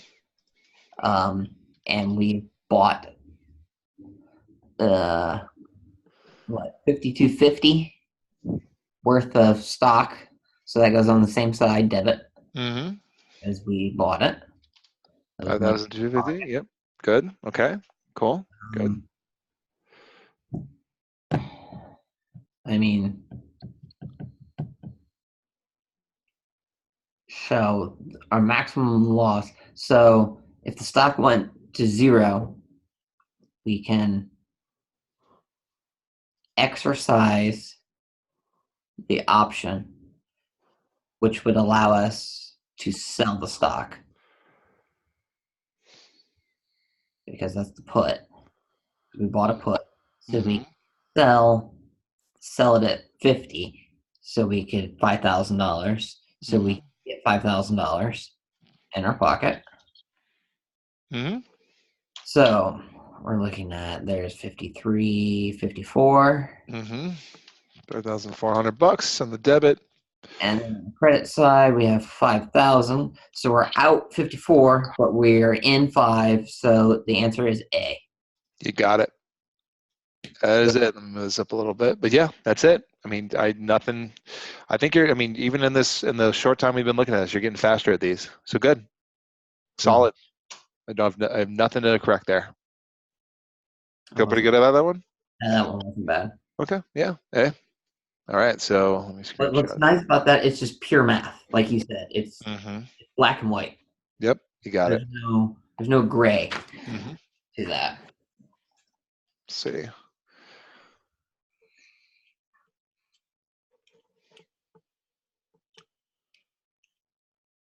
Okay, so a customer purchases, if customer, okay. Let me do one of those test things so I can read the question. Customer purchases, uh-oh. Well, I was looking at this one. We haven't talked about I mean, we talked a little bit about, this is a covered call because they're buying stock and they're selling calls. So, I mean, I think you might be able to get this though. So I'm going to go ahead and just put the T-chart up, and I tell you, just follow the T-chart as much as you can. All right. So 202. So, okay, we've got the same amount. Okay. So we have bought 200 shares at 17. Damn it. Of course, they have to get out my phone here so I can. 217.50. So we have $3,500 that we have spent. So we've got 3,500 in the stock that we have spent. We have so that means we have sold, right? You're right. Okay, just want to be sure. You're right. We have sold 2 calls at 1. So that's $200 that we have gained. Good. At expiration, with the stock trading at 19, the option expires worthless. The customer sells his current long stock at the market price. His gain will be, okay. So it's at 19. We have 200 shares times 19.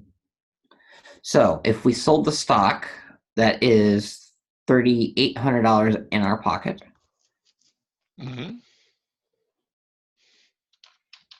So credit side, yep. Cool.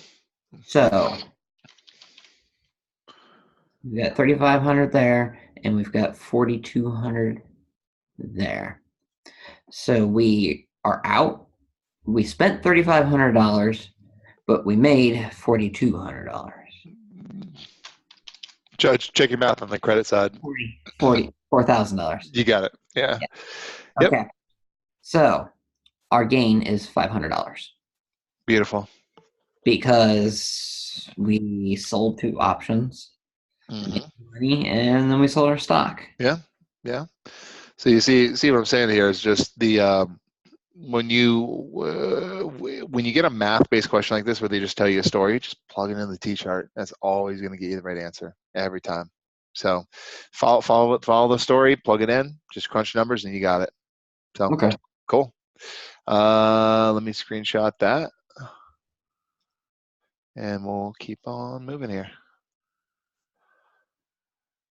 I'm gonna skip. We just did a writing question. Let's see.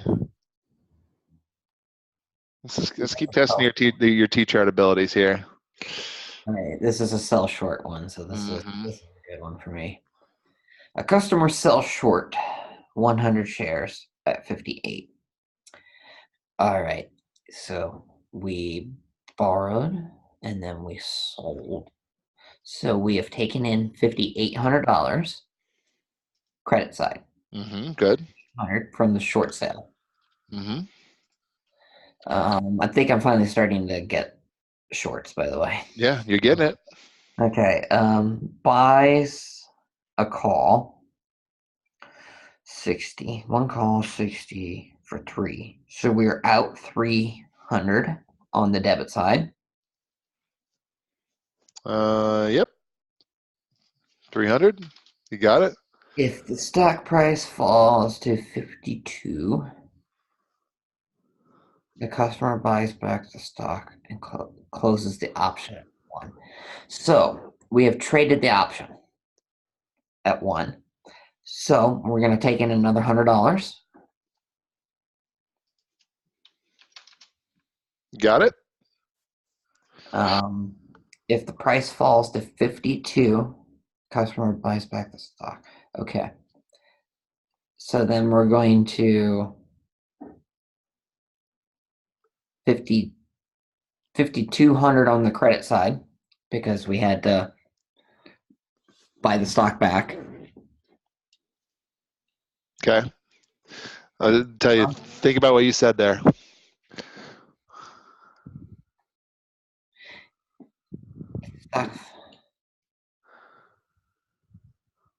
Customer buys back the stock. Mhm.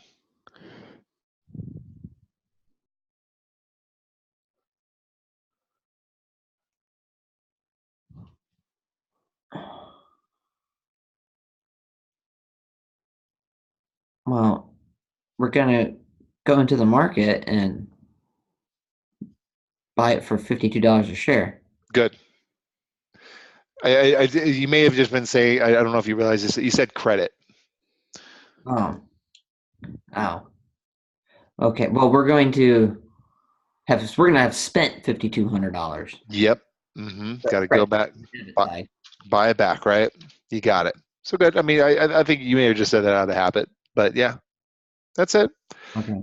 That's the end of the story there. Over my side, I was pointing to the right side. Okay. There you So go. 50, 55, and then we've got 59.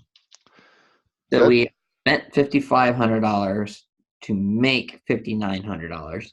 Mm-hmm. So we have a gain of 400. Okay. Sure enough, we do. Awesome. Okay. Cool. You got it, man. You're getting better and better at these. Okay. Awesome. So let's clear that out. Keep moving. Yeah, keep going. Let's see. I need to know these things. I just know it.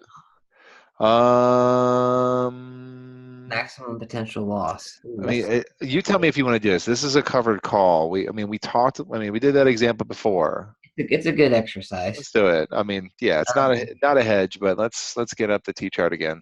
Okay, so your customer purchases 100 shares at 50.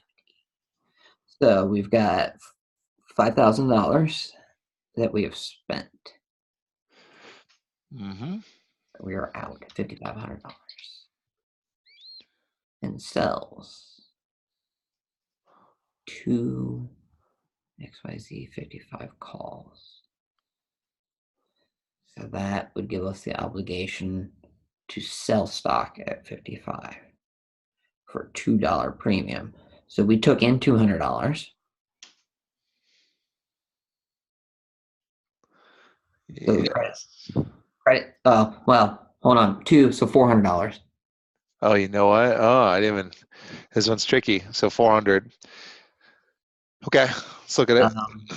So the maximum potential loss. So this is a covered call. So the worst, let's say the stock goes up to 55 and the guy's like, all right. Oh boy. Now I see why this one's tricky. Mm-hmm. Okay. So it's not exactly a covered call. It's only a partial. Yep. If that's even a word or term for it. Yeah, I mean, you could call this a part. I mean, you got one covered call and one naked call here. Okay. So if the stock goes up to 55, it's going to get exercised. The buyer of that's going to exercise that. Mm-hmm. And that's 5,500 times 2. So we've got $11,000 Mm-hmm. that we would have to sell. Mm-hmm. So holy crap. Yeah, no, I'll be honest. The T chart might drive you crazy on this one. In fact, it might just make things more confusing than not. So you want to think of it like this, like, and I think you're almost there. But like you notice that we have a covered call and we have an uncovered call, right? Or a naked call, as they would say. So it's unlimited, right? If you have one, it doesn't matter what you have going on. I mean, you could be covered all day long on one of the calls. It doesn't matter. If you got one uncovered call, it's 100% unlimited. That's it. Does that make sense on that one?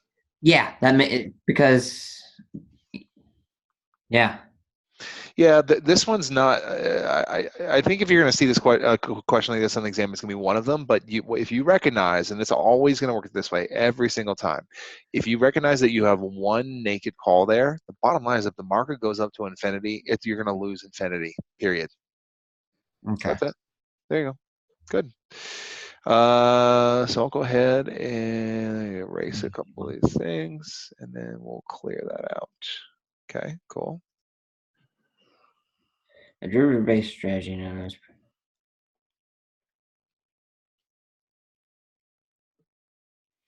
Well, you can see something like this, maybe. I love how they're switching up the language. Mm-hmm. So the selling of a call. No. Oh. Yeah. No. Portfolio insurance is always a purchase because you're the driver. And it's the purchase of a call.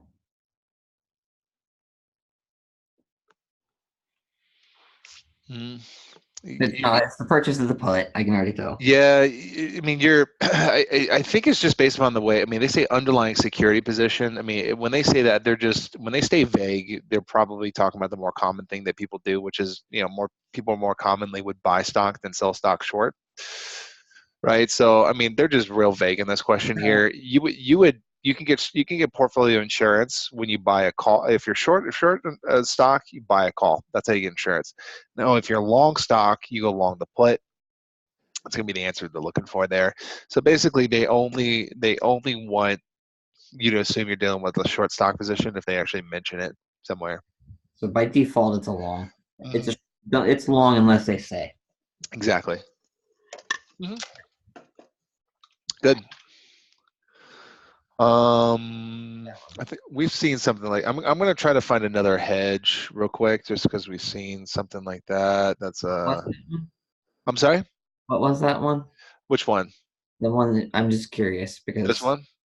Okay, my yeah. Let's look at it. Yeah. which of the following positions an unlimited dollar risk?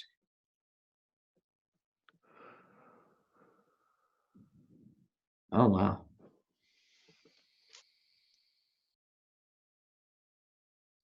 Well, let me just all right.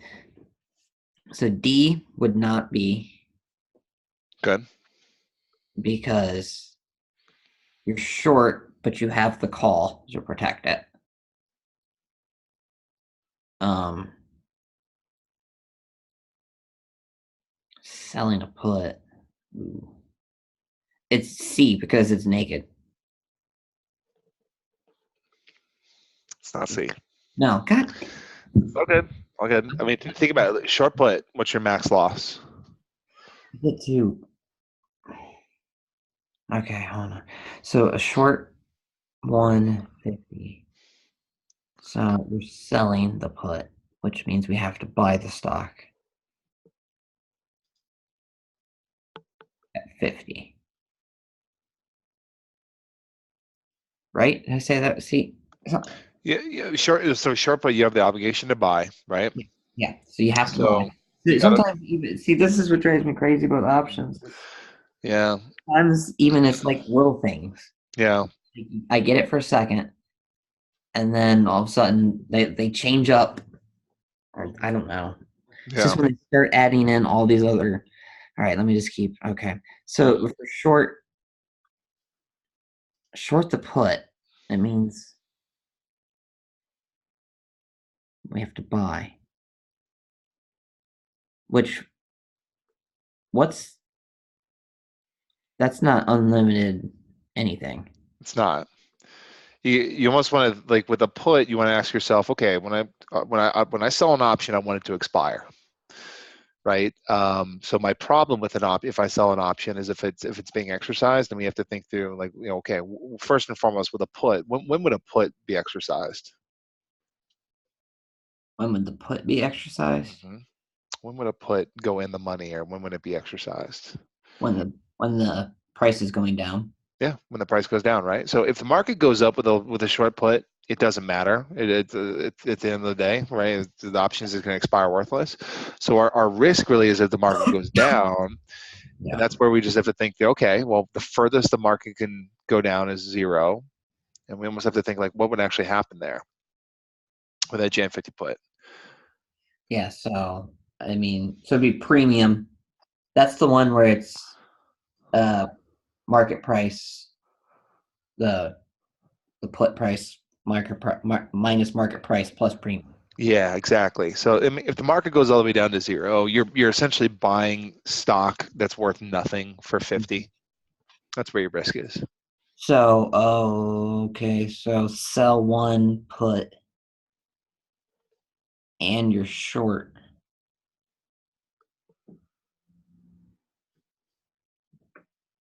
So that means you'd have to go back in and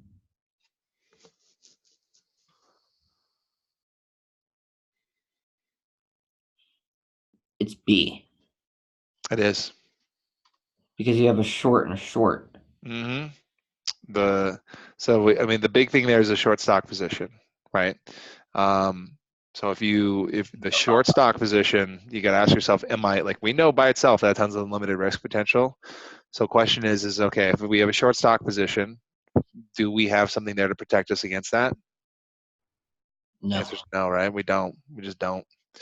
So yeah, we do not have.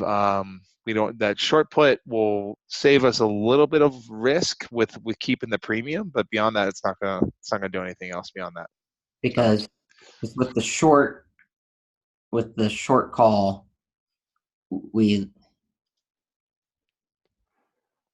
have a short and a long call. So those just basically cancel each other out. hmm And then we have the short shares with the long. So yeah, B. yeah, yeah, you're right. It's B for sure. I don't know You gotta why think. that one just I think it's just how the language. Yeah, I hear you. It's you know, you're getting it though. It's coming together.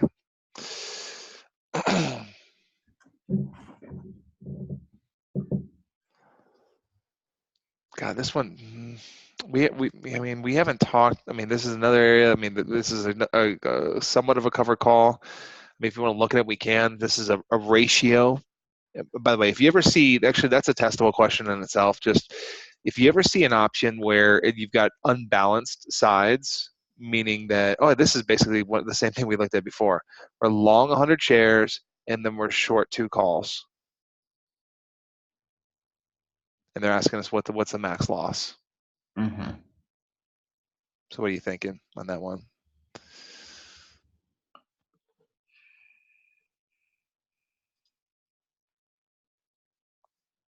So we've sold 2 calls. Mm-hmm. It's unlimited. Mm-hmm. We're naked on one side, right? That short naked call is always going to give us unlimited loss potential if we even have one that's uncovered. You got it. Good. I just have to think infinity. Mm-hmm. You got it. It could go up to infinity. Yeah, you got it. Okay, this one's not a bad one.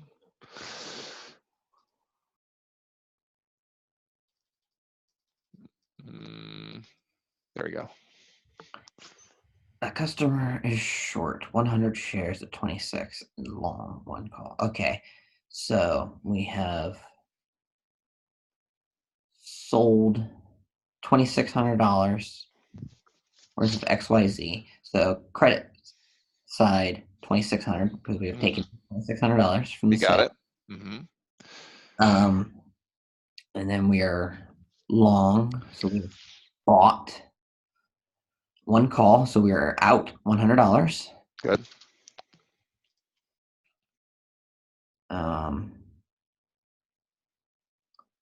So the shares could go to 0, but we have the call that can save us.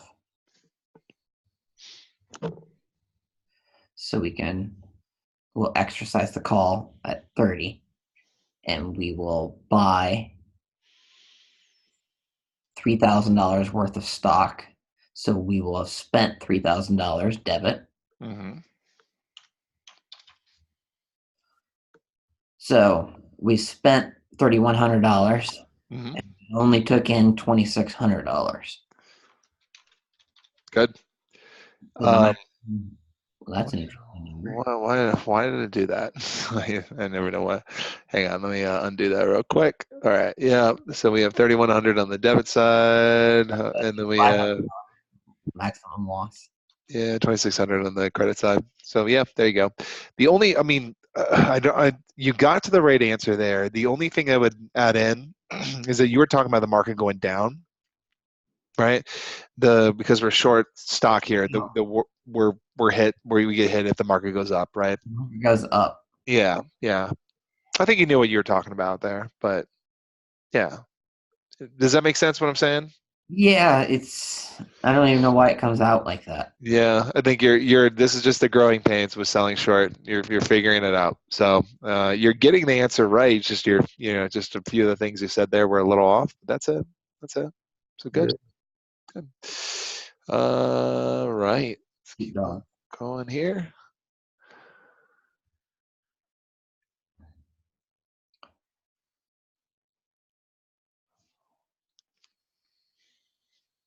Oh. Good old tax question here, but we're kind of jumping around, but yeah, it's a good tax question. I'm going to guess that it was done on the same day. Right. Well, so that married put is only going to come into play if you buy the put, and this was them writing a call here. So I don't know if that's what you're referring to, like Yeah. the married put, but yeah, that's only if you're buying the put with the stock. And we can, there's probably a good opportunity for us to talk about that eventually, like why even talk about that. But yeah, this one, it may or may not have been on the same day. It sounds like it was on the same day though. Okay. So we are long. Okay. So we have So we bought $6,250 worth of stock.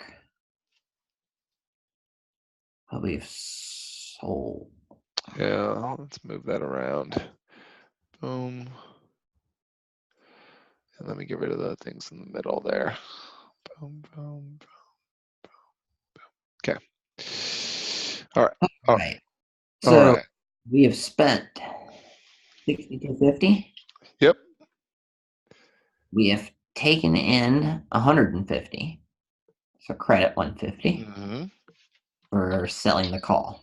Good. Mm-hmm. If the call is exercised, that means we have to sell the stock at 65. Mm-hmm. So we will take in 6,000. Well, yeah, we'll take in 6,500. You're right. That's it. That's it. The call will be exercised, so we've got 6,250. 6,250. You've got the credit of 6,650. Is that right? Yep. So we have spent 6,250 to make Mhm.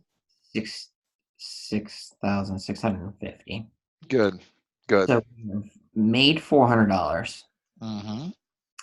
So I know no matter what, number two has to be part of it. So it is C and D. It's either C or D.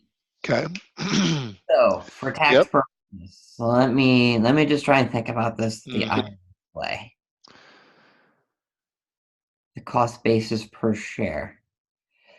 So we spent 62 per share, but then we took in $1.50.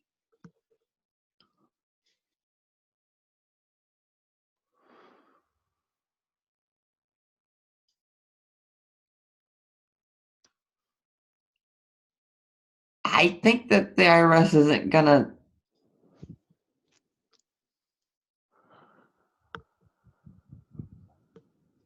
I'm trying to think of from an IRS perspective, are they going to give us a tax break here, essentially, or not? I Mm. think nice because we 60.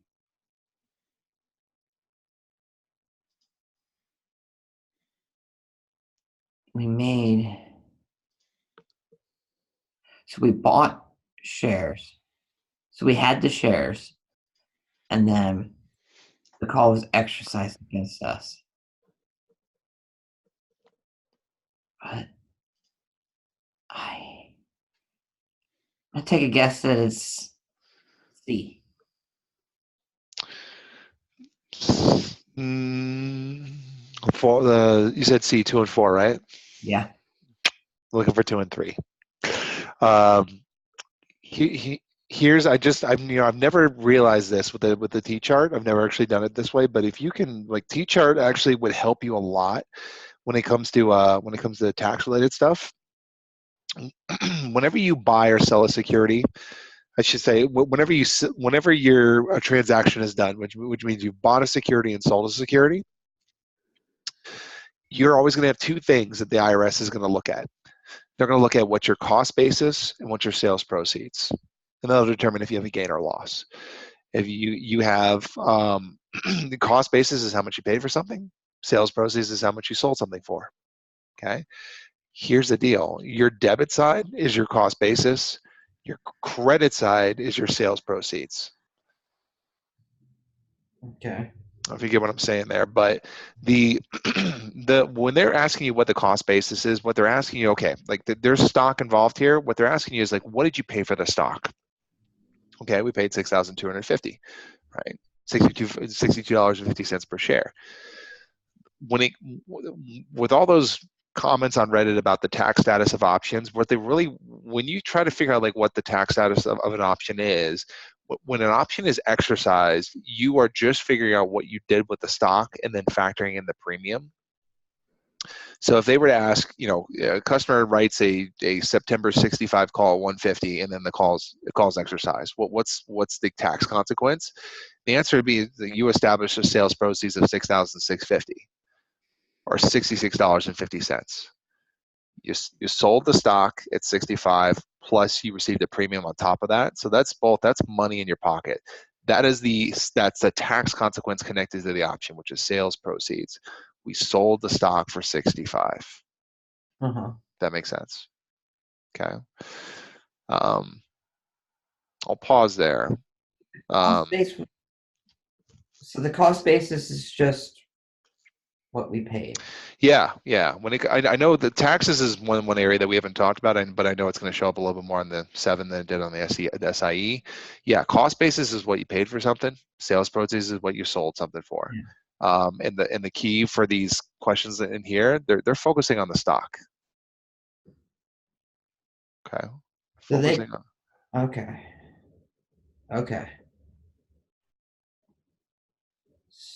So the premium that just doesn't have anything to do with those are sales proceeds. Okay.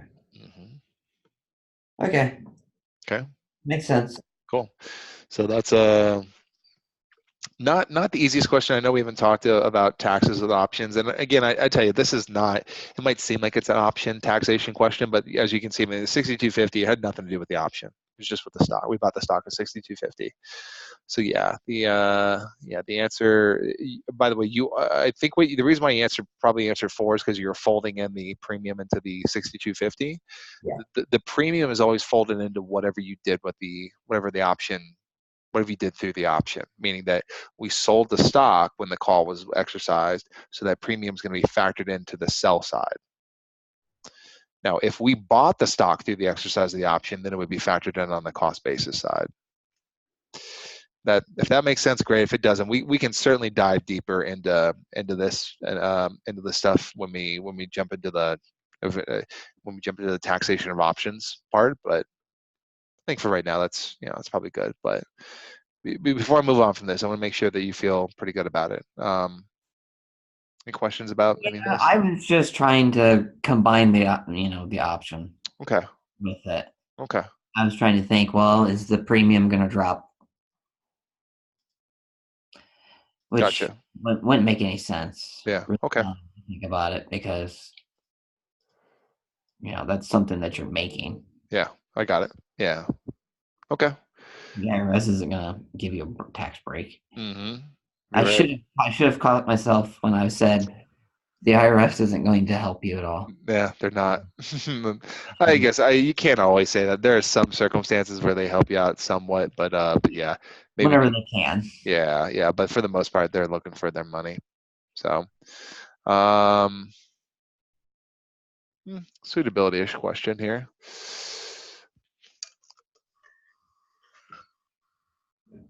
Oh, it's the covered call. Yeah, there you go. For sure. It goes back to what we were saying before. That's the one. If you're going to recommend an option on the exam, it's going to be a cover call for sure. All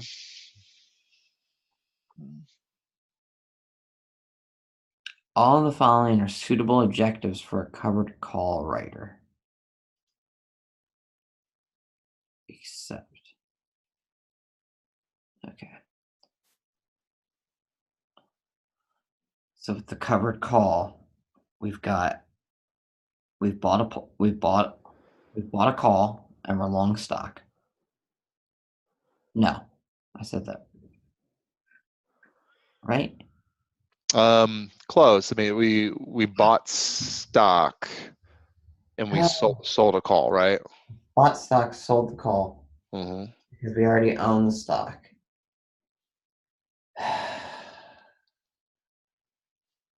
It gets frustrating. I hear you. Okay, so the covered call is we're long the stock and we have sold the call.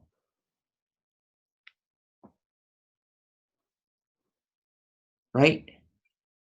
Yeah, no. Bought stock, sold a call. Yeah, you're right. Oh, bought stock, sold a call. So is it going to provide down? So that means since we wrote the call, that means we have to possibly sell our stock. Mm-hmm. Yep. I'm gonna have to read through.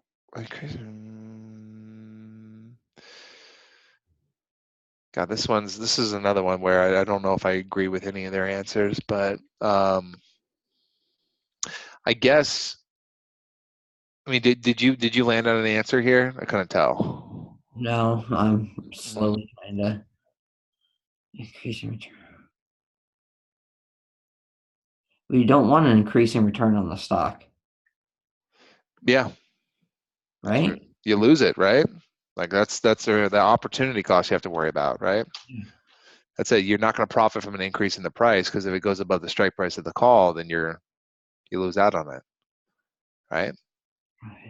Does that make sense? Oh, no, not.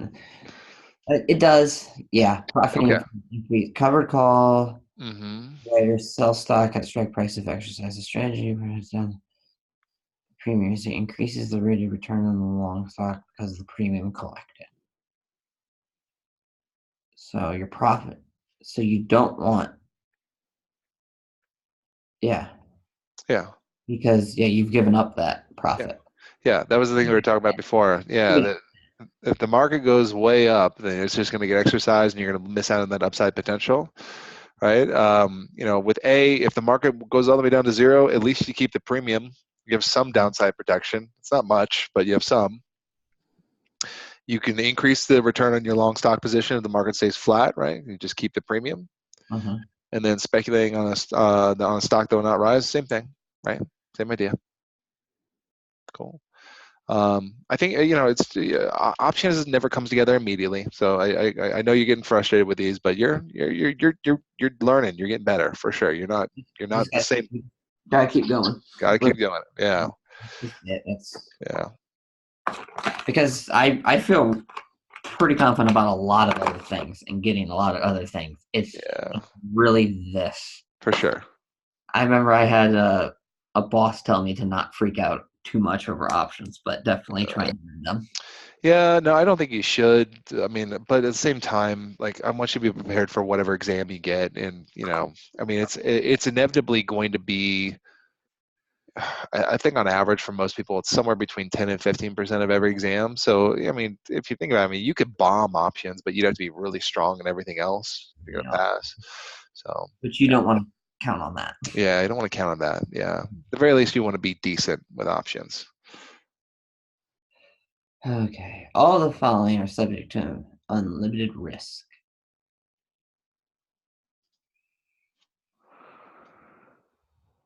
Well, with short, the worst that can happen is it goes to zero. Right? When you just said short. No, hold on. No. I was gonna say it depends on what you mean by short. Like, Short 100 shares, the worst thing that could keep going forever. So that has unlimited risk. mhm. So let me think about this. So with the short, you're eventually going to have to go back into the market. So writing a put means that you have to buy the stock back. It's right. Did I say that right? I think so. Yeah. By writing, You're saying it. put, you're going to have to buy the stock back. Well, okay. So Somebody's going to put the stock to you. yeah, I was gonna say it depends on like what you mean by buy it back. I mean, yeah, if you get exercise, you have to buy the stock. I don't know if, right? Mm-hmm. Yeah, the risk with the short put is you're buying stock at a price much higher than what it's actually worth.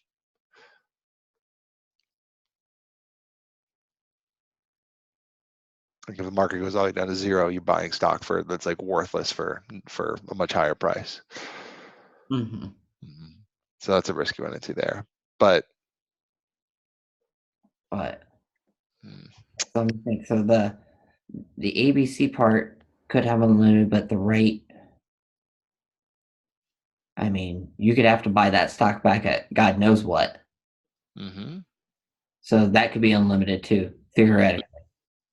I have to think that's part of what I'm trying to think of absolute numbers. Like, oh, somebody's going to do it at this price. Okay. But I'm thinking, okay, Yeah. somebody could hold out until it's quadrillion, whatever. Mm-hmm. So, okay, then we have one uncovered short call.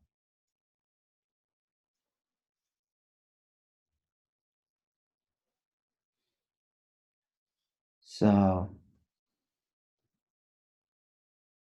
it's C. No, it's not. No. God damn it. I went too quick. I didn't even get to D. This is another problem. And then, okay. So, one ABC uncovered short call. So that means you don't own the stock and you sold a call.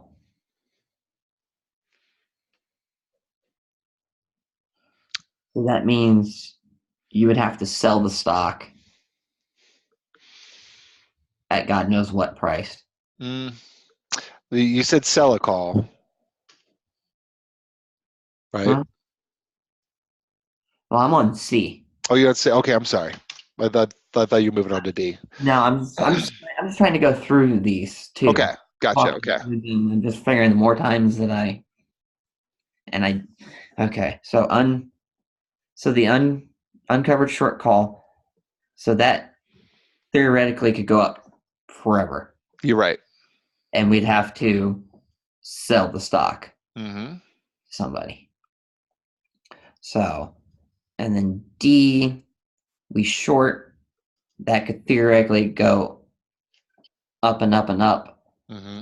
But we have the call that could save you. Mm-hmm. So it's D. It's D, for sure. Yeah, you got it. I mean, it took you a little bit, but you got there. I mean, this is not an easy question. I think the way you're working through the like A and B, I wasn't sure if at the end if you were looking at C or D, but I mean the way you made it through in the beginning, I thought was good. Yeah, I think you were saying there that sometimes you don't make your way through all the answers, right? That can sometimes be a problem. Big problem.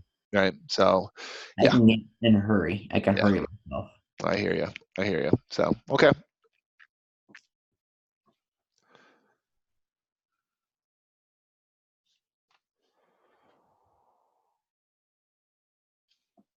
All right. Let's move that up there.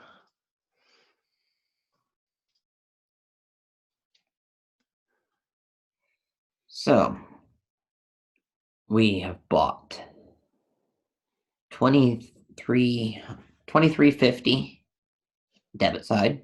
Good. We have sold a call for 200. Mm-hmm. So that means we have to sell stock, possibly. Mm-hmm. So credit side 200. Good. At expiration, if XYZ is trading at 20,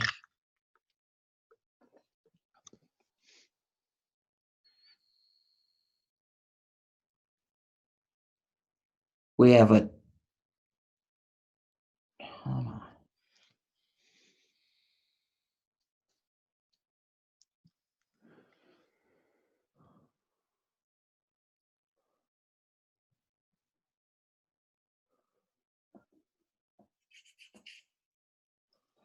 So stocks went down. But so expiration, does that mean it's been extra? It hasn't been. It means it's worthless, right? Well, yeah. I mean, I would say let's look at this. Let's look at what the call Like, let's look at the strike price of the call and what did the call makes us do. And then just I would encourage you to think about, like, is that call in the money or out the money at 20? Oh, it's in them. Well, no, because we'd go into the market. The buyer of that contract has the right to buy it at 25. The last thing they want to do is go in the market and buy stock for 25 that's worth 20. Exactly. Right. So that's out of the money, right? And again, remember, in the money, out the money, all that means is whether or not all that relates to is whether or not the option is going to be used by the person that bought it, right? It's so if the market price is anywhere below 25, just the owner of that option is just not going to do it. So they're not going to do it.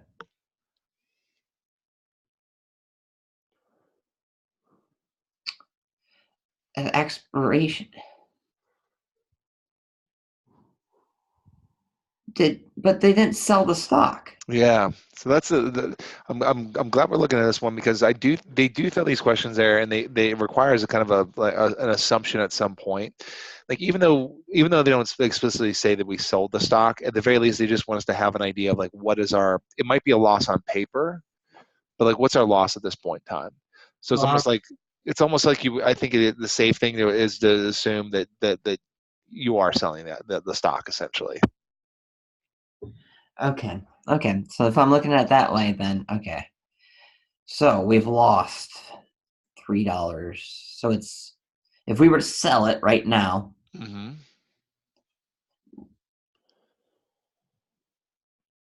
we would take in $2,000. You got it. And that's it, right? So we would have spent 2,300, 2,350, 2350, right? Yeah. Mm-hmm. and we would have to make 22. So Mm-hmm. we lost $150. There you go. That's it. See, what was getting me confused was I was looking for the language of that they sold the stock or Mm-hmm. something of that nature. So Yeah, and I was starting to look at the answers, and none of the numbers made any sense to me. yeah, and I tell you that most these questions do pop up fairly commonly, where they just tell you an expiration. Now, just so you can kind of keep an eye out for this, whenever they mention this at expiration, it's almost always a clue that the option is going to expire. Like, just if they don't specifically say the options that is going to be exercised or that's going to be traded, if they just say, "Oh, at expiration, it's the market's at blah blah blah," that's almost always code language for the option's going to expire. What's the loss or the gain on paper, at least with the stock? So, I mean, you can also think about it another way. Okay, customer bought stock at 23.50. The market went down to 20, so they lost $3.50 per share. But at least they keep a $2 premium. So it's a different way of looking at it, yeah. And not, they won't always tie it up the loose ends, if that makes any sense. Mm-hmm. But yeah, that's the idea. That's the idea. Okay. Um, any questions about that one? No. Okay, cool. So I'm gonna go ahead and let me just erase some of the stuff out, clear it out, and keep moving here. By the way, I know it's getting late on your side of town, so or your side of the country, I should say. So just I'm fair game to go however long you want to go tonight, but Um, I just want to keep trucking through these sure, things. yeah, let's do it. Customer buys 100.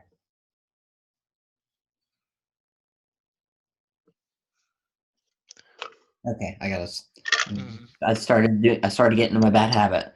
Okay, so we've bought Oops, I didn't mean to do that. 62, 62.75. We have spent. So debit Mm-hmm. 62.75, 275. Okay. Yep. and then we bought a put. So we're out another $100. Yep.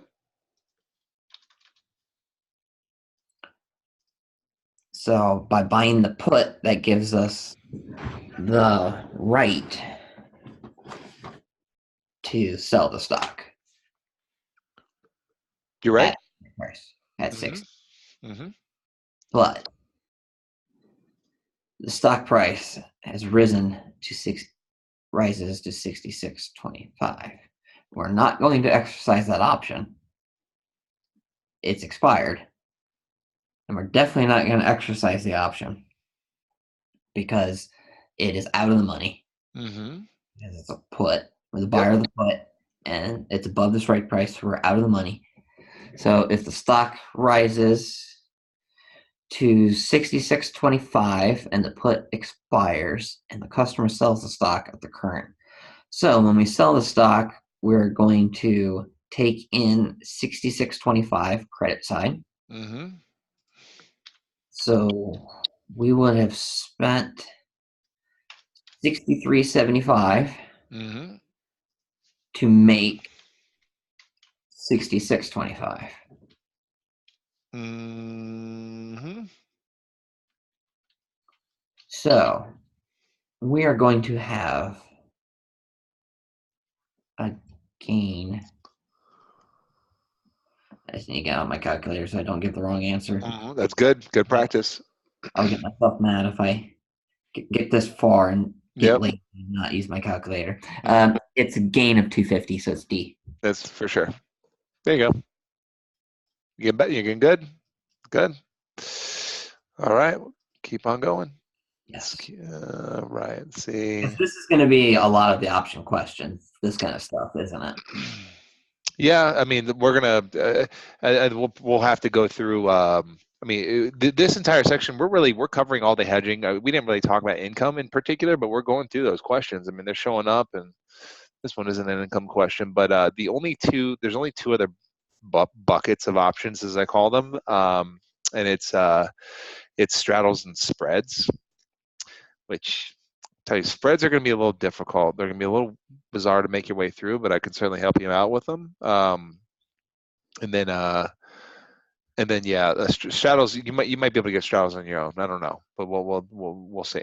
But yeah, there's only two other categories of options they might ask you questions on beyond. Straddles the ones where there's the vertical and the horizontal. That's spreads. You got a vertical, horizontal, diagonal spreads. Yeah, that's more One spread. with the narrow and the widen. Mm-hmm. You got it. Where actually it was a trick was credit and debit. The letters match narrow and widen. Yep.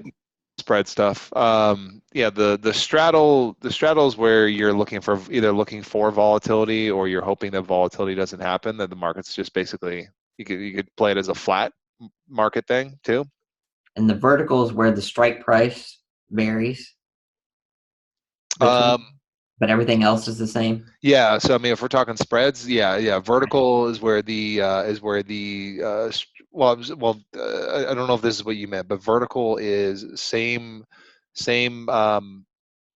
different prices but same expiration. Yeah, Yeah, everything's so the same but the strike price. exactly. And then the horizontal one is everything is the same but the date, Yes. expiration date. Hmm. Okay. And then you might also see a diagonals where they're both different. Both strike price and expiration are different. That was one of the things that I picked up from the reading. Good. But I didn't pick up as much as I wanted Mm-hmm. with these things. It was the lecture for options on STC is 3.5 hours. Oh yeah, jeez, that's pretty long. Yeah, but yeah. Okay. So we have bought $7,000 worth of stock. So we are debit $7,000. Good. But several months later, the stock is trading higher. The customers are concerned about a possible pullback. So he buys a put at 80, which would give him the right to sell the stock at 80. But we paid $1.50 for that premium Mm-hmm. or $150. So we are out another $150. Mm-hmm. Good. If the stock falls to 77.25 and the customer sells the stock by exercising the put. So we're going to take in $8,000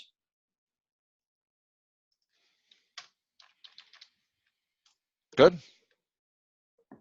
from selling the Mm-hmm. stock. Mm-hmm. So we will have spent um, $7,150 to make 8,000. Mm-hmm. So we will have a gain of $850. See, Great. Great job. the the price matters because the put is now in the money. Mm-hmm. So, It is. but they already told us that they were exercising the put. Mm-hmm. So really, the fact that the price of the stock doesn't matter, Mm-hmm.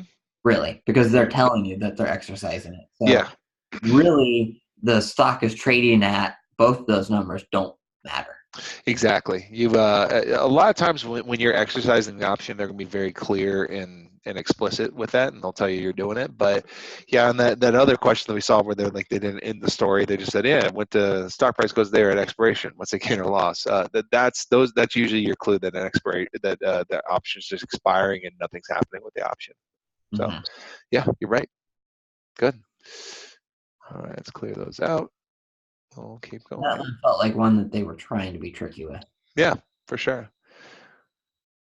Oh, sold short. Here we go. There we go. All right. So we borrowed shares to then sell them in the market at 50. So we are up $5,000 from the short sale. Good. And then we sold a put for 50, which would essentially cover,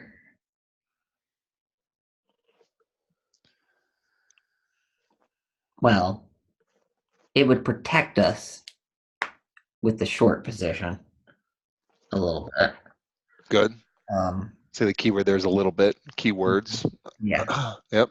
Um, so, so we have a premium of $7. Mm-hmm.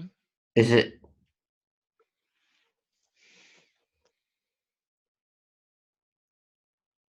Wouldn't that be $700? Mm-hmm. You're right. So we have we are we wrote it, so we sold it for $700. Mm-hmm. So we took in another $700. Good.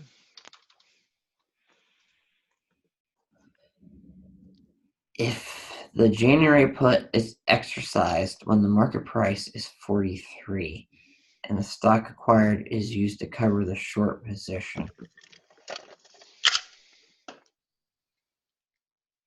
what is the customer's profit or loss per share? So we're going to have to get rid of, so we're going to have to sell shares. So we're going to be out $5,000 because they're exercising the put, correct? Mm-hmm. Yeah. Just. I mean, I don't know if you said this on if you noticed yourself saying this, but you said you would have to they'd have to sell the shares. Ah! All good. All good. I mean, here's the thing. Like you said, we'd be out 5,000. So I mean, I think this is just growing pains with options. You're getting the answer right. You're just some of the vocabulary you're using is a little off, but that's it. I mean, Well, I guess what I'm partially with the option, we are buying shares. yeah, Yeah, selling that put gives you the obligation to buy, and if you get exercise, you're going to be buying 100 shares at $50 a share. $5,000. That's the end of the story there. So we spent $5,000 Mm-hmm. to take in $5,700. That's it. So we've made $700 or $7 per share. You got it for sure. Perfect. That's it. Okay. Cool. I mean, here's the thing. Yeah, I think you, even though you said the wrong word back there, I still would have thought still would think you would get to the right answer on this one. So yeah, great job.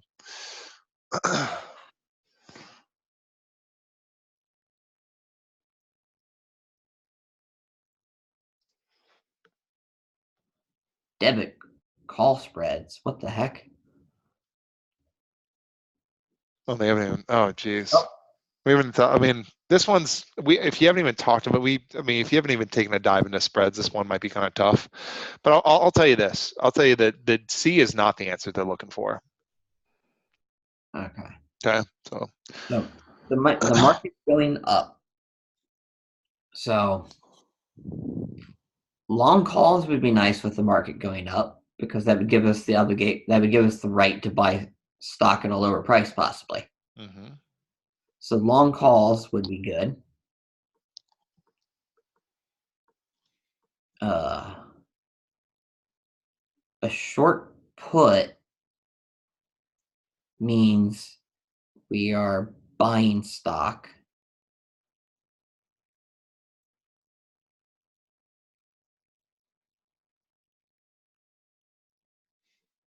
Back. Possibly. You don't want a short put in a rising market, but let me keep going. Obviously, I don't know the spreads. Mm-hmm. The short call, short put.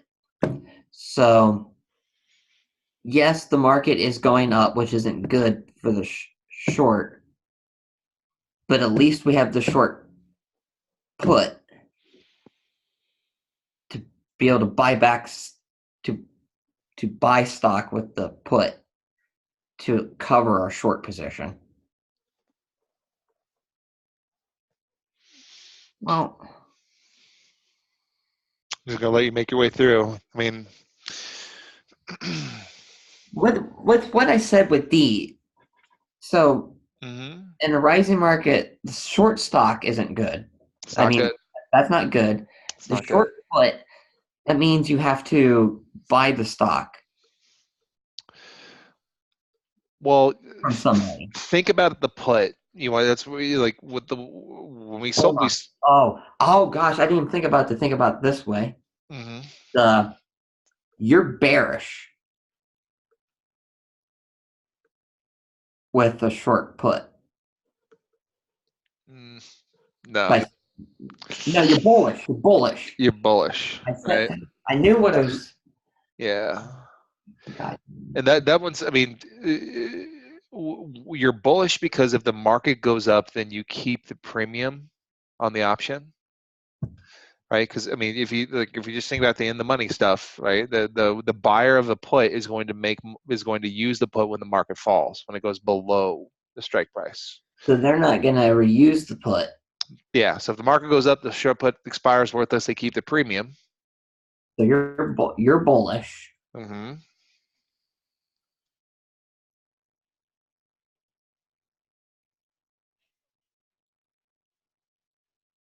But the stock's going. You're bullish bearish at the same time. Mm-hmm.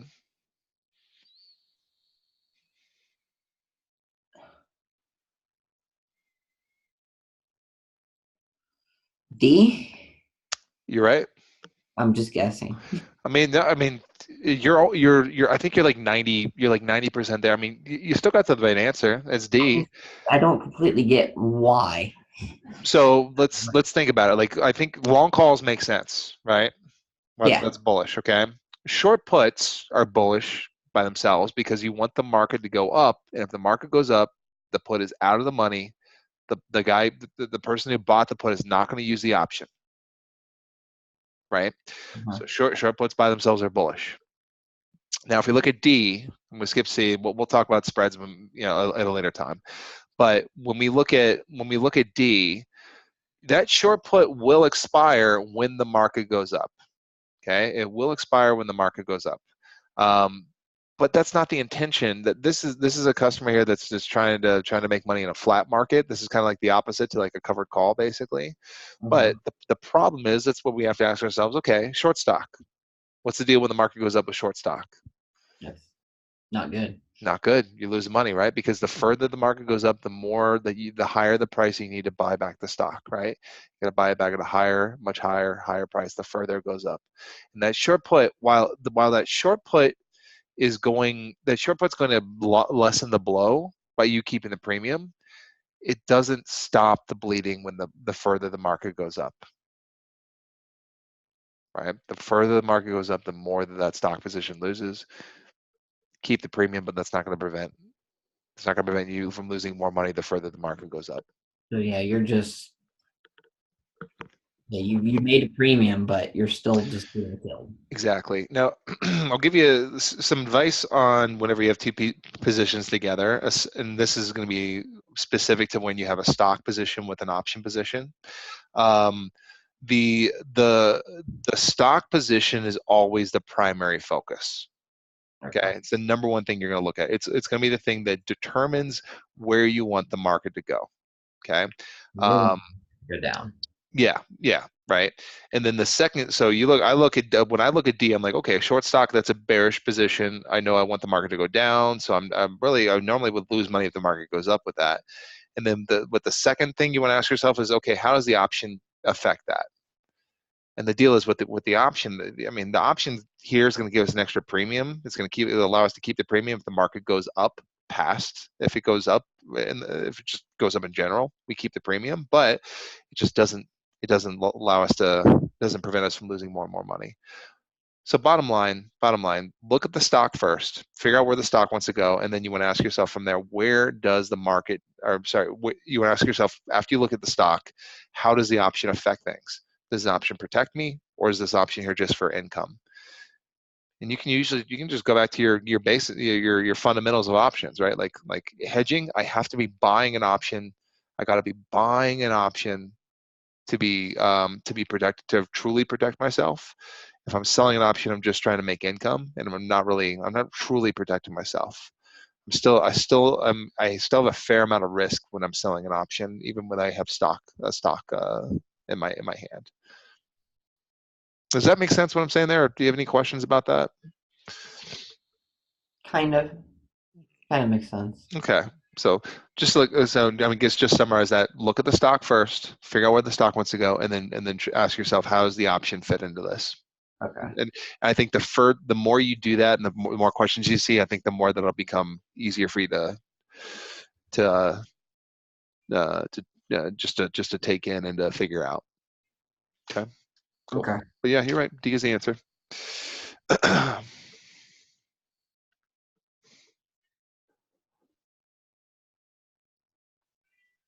I guess you could see something like this, maybe.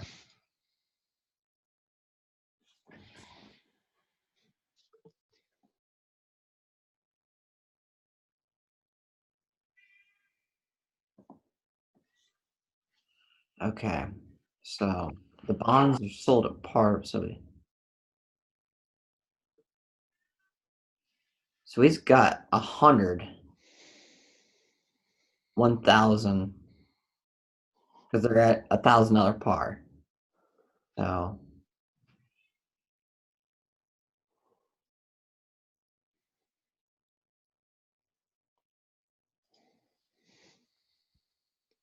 okay. So This one's very hard. The more I look at this, more I'm like, this is a very tough one. So I don't think you need to worry too much about this one, but let me know when you hit a wall on this. Well, I'm just kind of help me talk through this. Yeah. Okay. So we've got $100,000 of convertible bonds. So the convertible bonds, they're going to be sold at par, which is $1,000. Mm-hmm. So we've got 100 convertible bonds. Good. So we're going to take the par value divided by the conversion price, which is Good. $50. So that is going to give us 20. Yep. So, but we have 100 of those.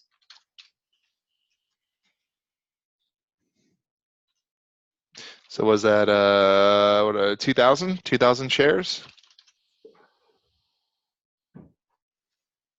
Yes. Mm-hmm. Let's see. Yeah, for sure. Let's see.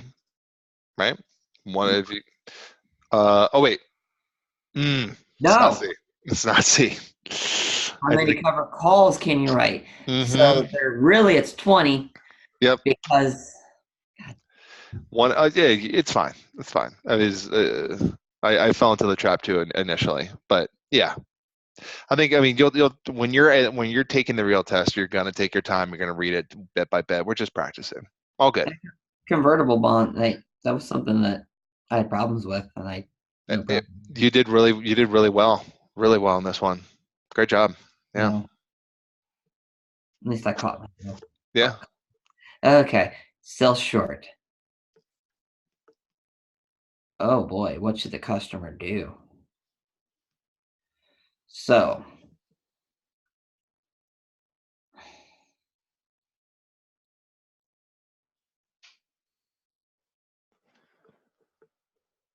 they're worried that it's going to go back up.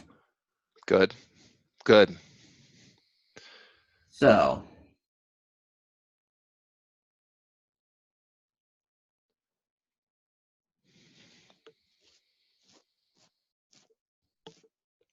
they want to protect themselves without a doubt. So they want to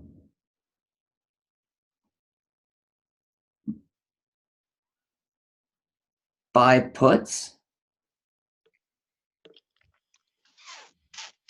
I'm wrong. I can. Mm, Well, so you're mhm. no, because buying a put is a bearish strategy, It is. and they're thinking that the market's going to go up. Mm-hmm. So that automatically means that it has to be C or B. Okay. Mm-hmm. So Which one you want to go with on that one? You're right.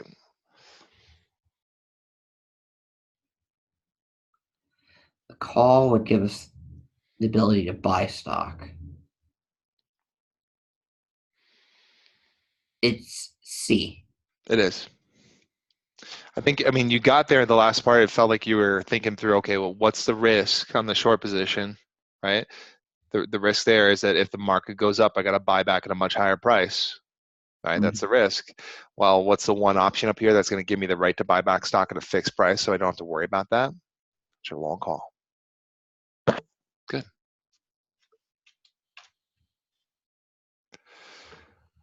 Oh, geez. That's, what's going on here? All right.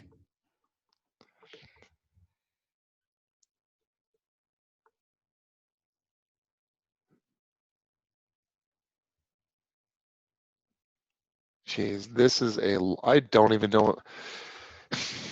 You might get, this is a crazy question here, but if you want to try to make it, I mean, here, but I'll tell you this: the question like this is not going to be the most important thing in the world. I mean, if you look, there's a bunch going on in this question here. Um, do you want to spend your time making your way through it, or do you want to go to the next one? I'm gonna see how quick I can just try and. Okay. So we've bought 200 shares, and then we bought shares, 2 calls, and a put. Mm-hmm. I don't even know the name of the strategy here. 2 This months is later, the customer purchases. Holy crap. right? This is just going to confuse me and I, probably I make would tell you, don't even worry. This is a crazy question. I don't even know why this is me. in this section. Let's just keep going, man. Let's. What's the answer? Oh, what's the answer? I'm just How to? curious. Well, I don't. I can walk you through this real quick. 200 shares at 32, 35 calls at 3, and then they have a 35 put at 650. So they bought all that stuff, and just 2 months later, the customer purchases one XYZ 35 put. They purchase another one at 4. Before expiration, XYZ trading at 37. He sells the stock and closes a call at 210 and his puts for 25 cents. I don't know. I'm just so you just got to take this bit by bit. So they bought 200 shares at 32 and then they sold the shares at 37. So that's the first part I'm going to focus on there. They bought the 200 shares at 32. They sold them at 37. So that's a $5 per share gain over 200 shares. So that's plus 1,000. So I'm going to just keep track there. Stock equals plus 1,000. Okay. Second part is we sells the stock and then closes the calls at 210. So we just did one set of calls, right? So we had 235 calls at 3. If we sold the calls at 210, that means we lost money on that. So we bought the calls for 3, we sold them for 210. So that's a 90-cent loss per $90 loss per call. We have 2 of those calls. So with the calls, we lost 180. That makes, if I'm doing the numbers right, and then it sells, and then his puts for 25 cents. I assume both puts. So like, bought one put for 650, we bought the other one for 4, so that's 1050. We sold both of them for together for 25 cents each. So that's a loss of 1,000.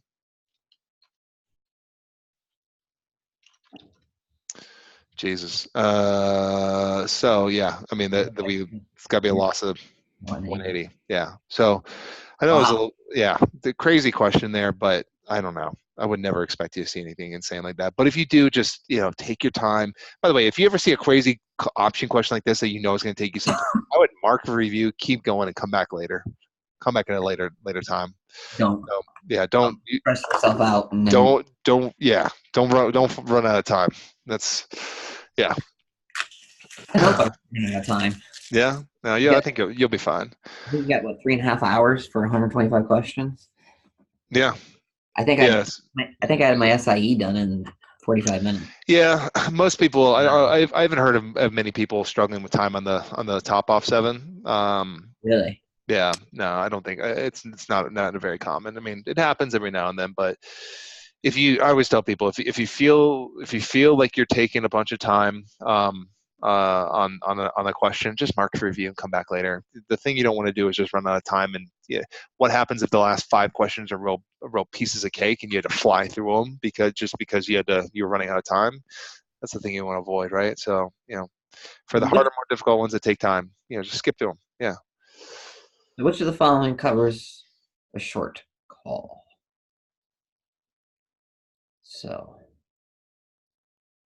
covering it.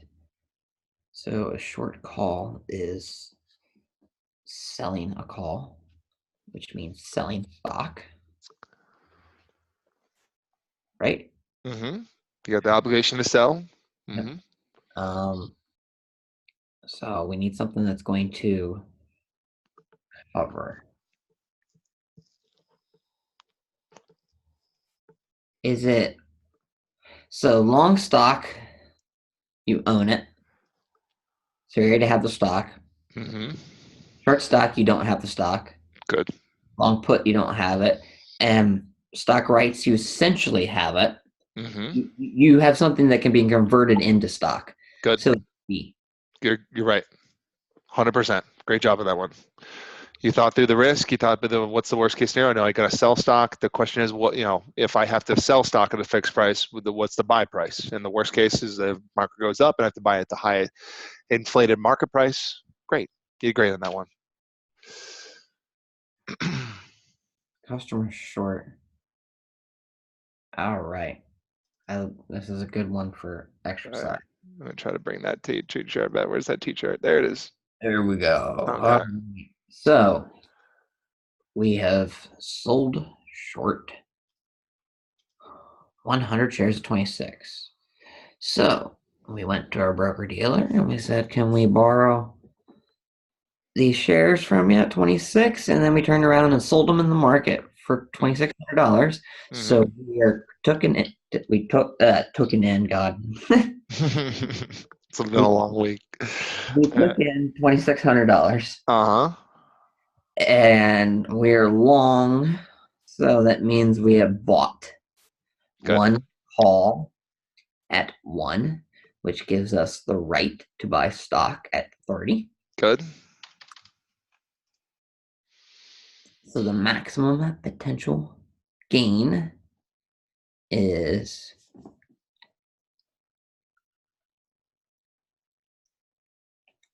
well, let's see.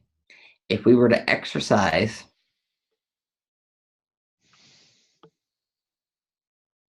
the call,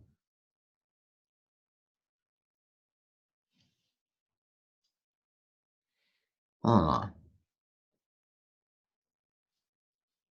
the maximum potential gain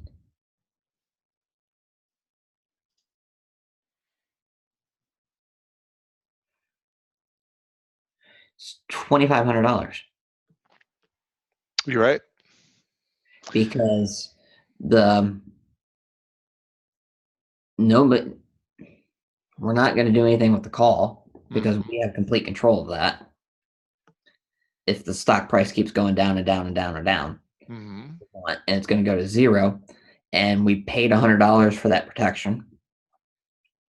So that means we spent $100 to protect Mm-hmm.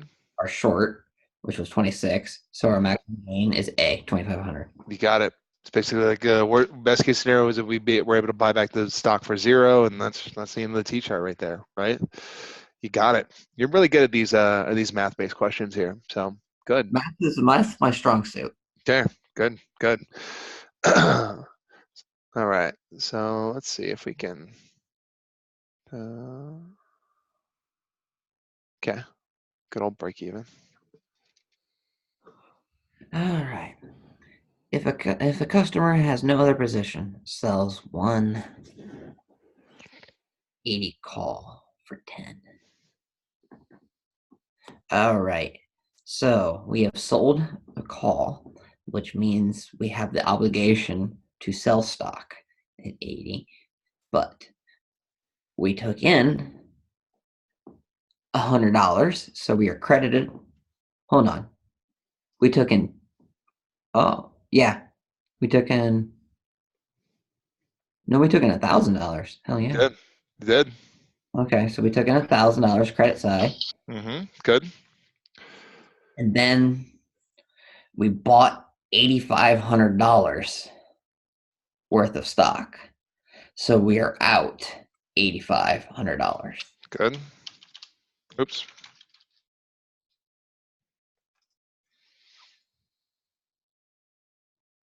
Um, so to get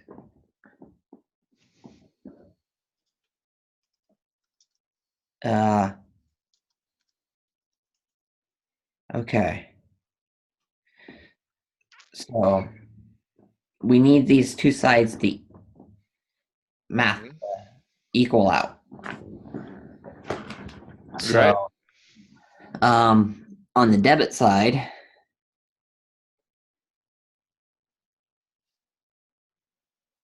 shit. No, oh god, why am I now overthinking this?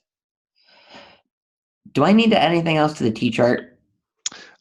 Mm, I mean, in terms of what's happened, we're done. But I mean, I think you know this with break even. With break even, we're effectively trying to figure out like what number would help us balance out the two sides, Yeah. right?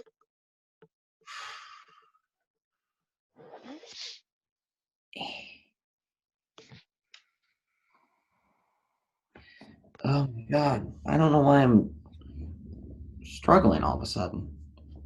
It's 7,500. That's it. Beautiful. Yeah, you It's got it. 7. That's it. I mean, if you fill out your T chart, that's all. You just got to think through it. So good. I think you're. So, because there's nothing, see, I guess what was confusing me, there's going to be a 0 on the debit side under option.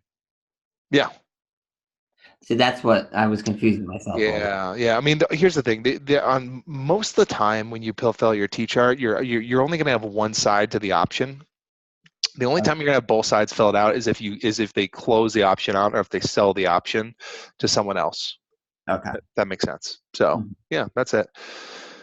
So I just got a note from my wife. I have to go. I might have to get going here pretty soon. And we've been working for 3 hours here, and this is it's pretty heavy. I mean, how are you feeling about everything? Are you feeling like we made progress tonight? I think I made some progress. I think you did I too, don't man. know. Yeah. So I mean, I started out pretty struggling. yeah, I hear you. So here's what I'd recommend you do. I don't know how SCC breaks up their option stuff, but I mean we've covered everything except for straddles and spreads. So I get in there if you really want to solidify this. Maybe not tonight because it's probably been a long week, and I know it's 10:30 on the East Coast right now. But maybe tomorrow when you have some time, jump in and just crunch through some option questions and see how you do with straddles and spreads. You might not need my help with those. You might be able to make your way through those, but I have a sneaking suspicion just with spreads. Spreads are just one of those that I just think back to my own experience with them. Like I needed like three different people to explain it to me for me to fully get it. I struggle with. I think I did really well with options, except when it came to spreads. So if you're anything like me, I'd be more than happy to help you. And I've got a whole system for spreads. I think will really assist you approach them. And I think it's also good just to talk through what's actually happening with the spread. And I think that's a lot of people struggle with. Why the heck would you buy a call and sell a call at the same time? But Mhm. there's a reason. But bottom line, I think you're set up now for the you've got the single leg options. I think you got hedging, and I think you got income. I think we're most of the way there on all three of those, if not all the way there. And then just I think you'll probably be able to do pretty well with straddles. I tell you, just straddles, just think through it, just like the single leg options. Just you're long call, long put, or short call, short put at the same time, and just know that you're kind of looking in two different directions, which is a little difficult. Make it through those, and I'll be more than happy to work with you whenever you want to work together. So You have um, anything Tuesday? Tuesday, so here.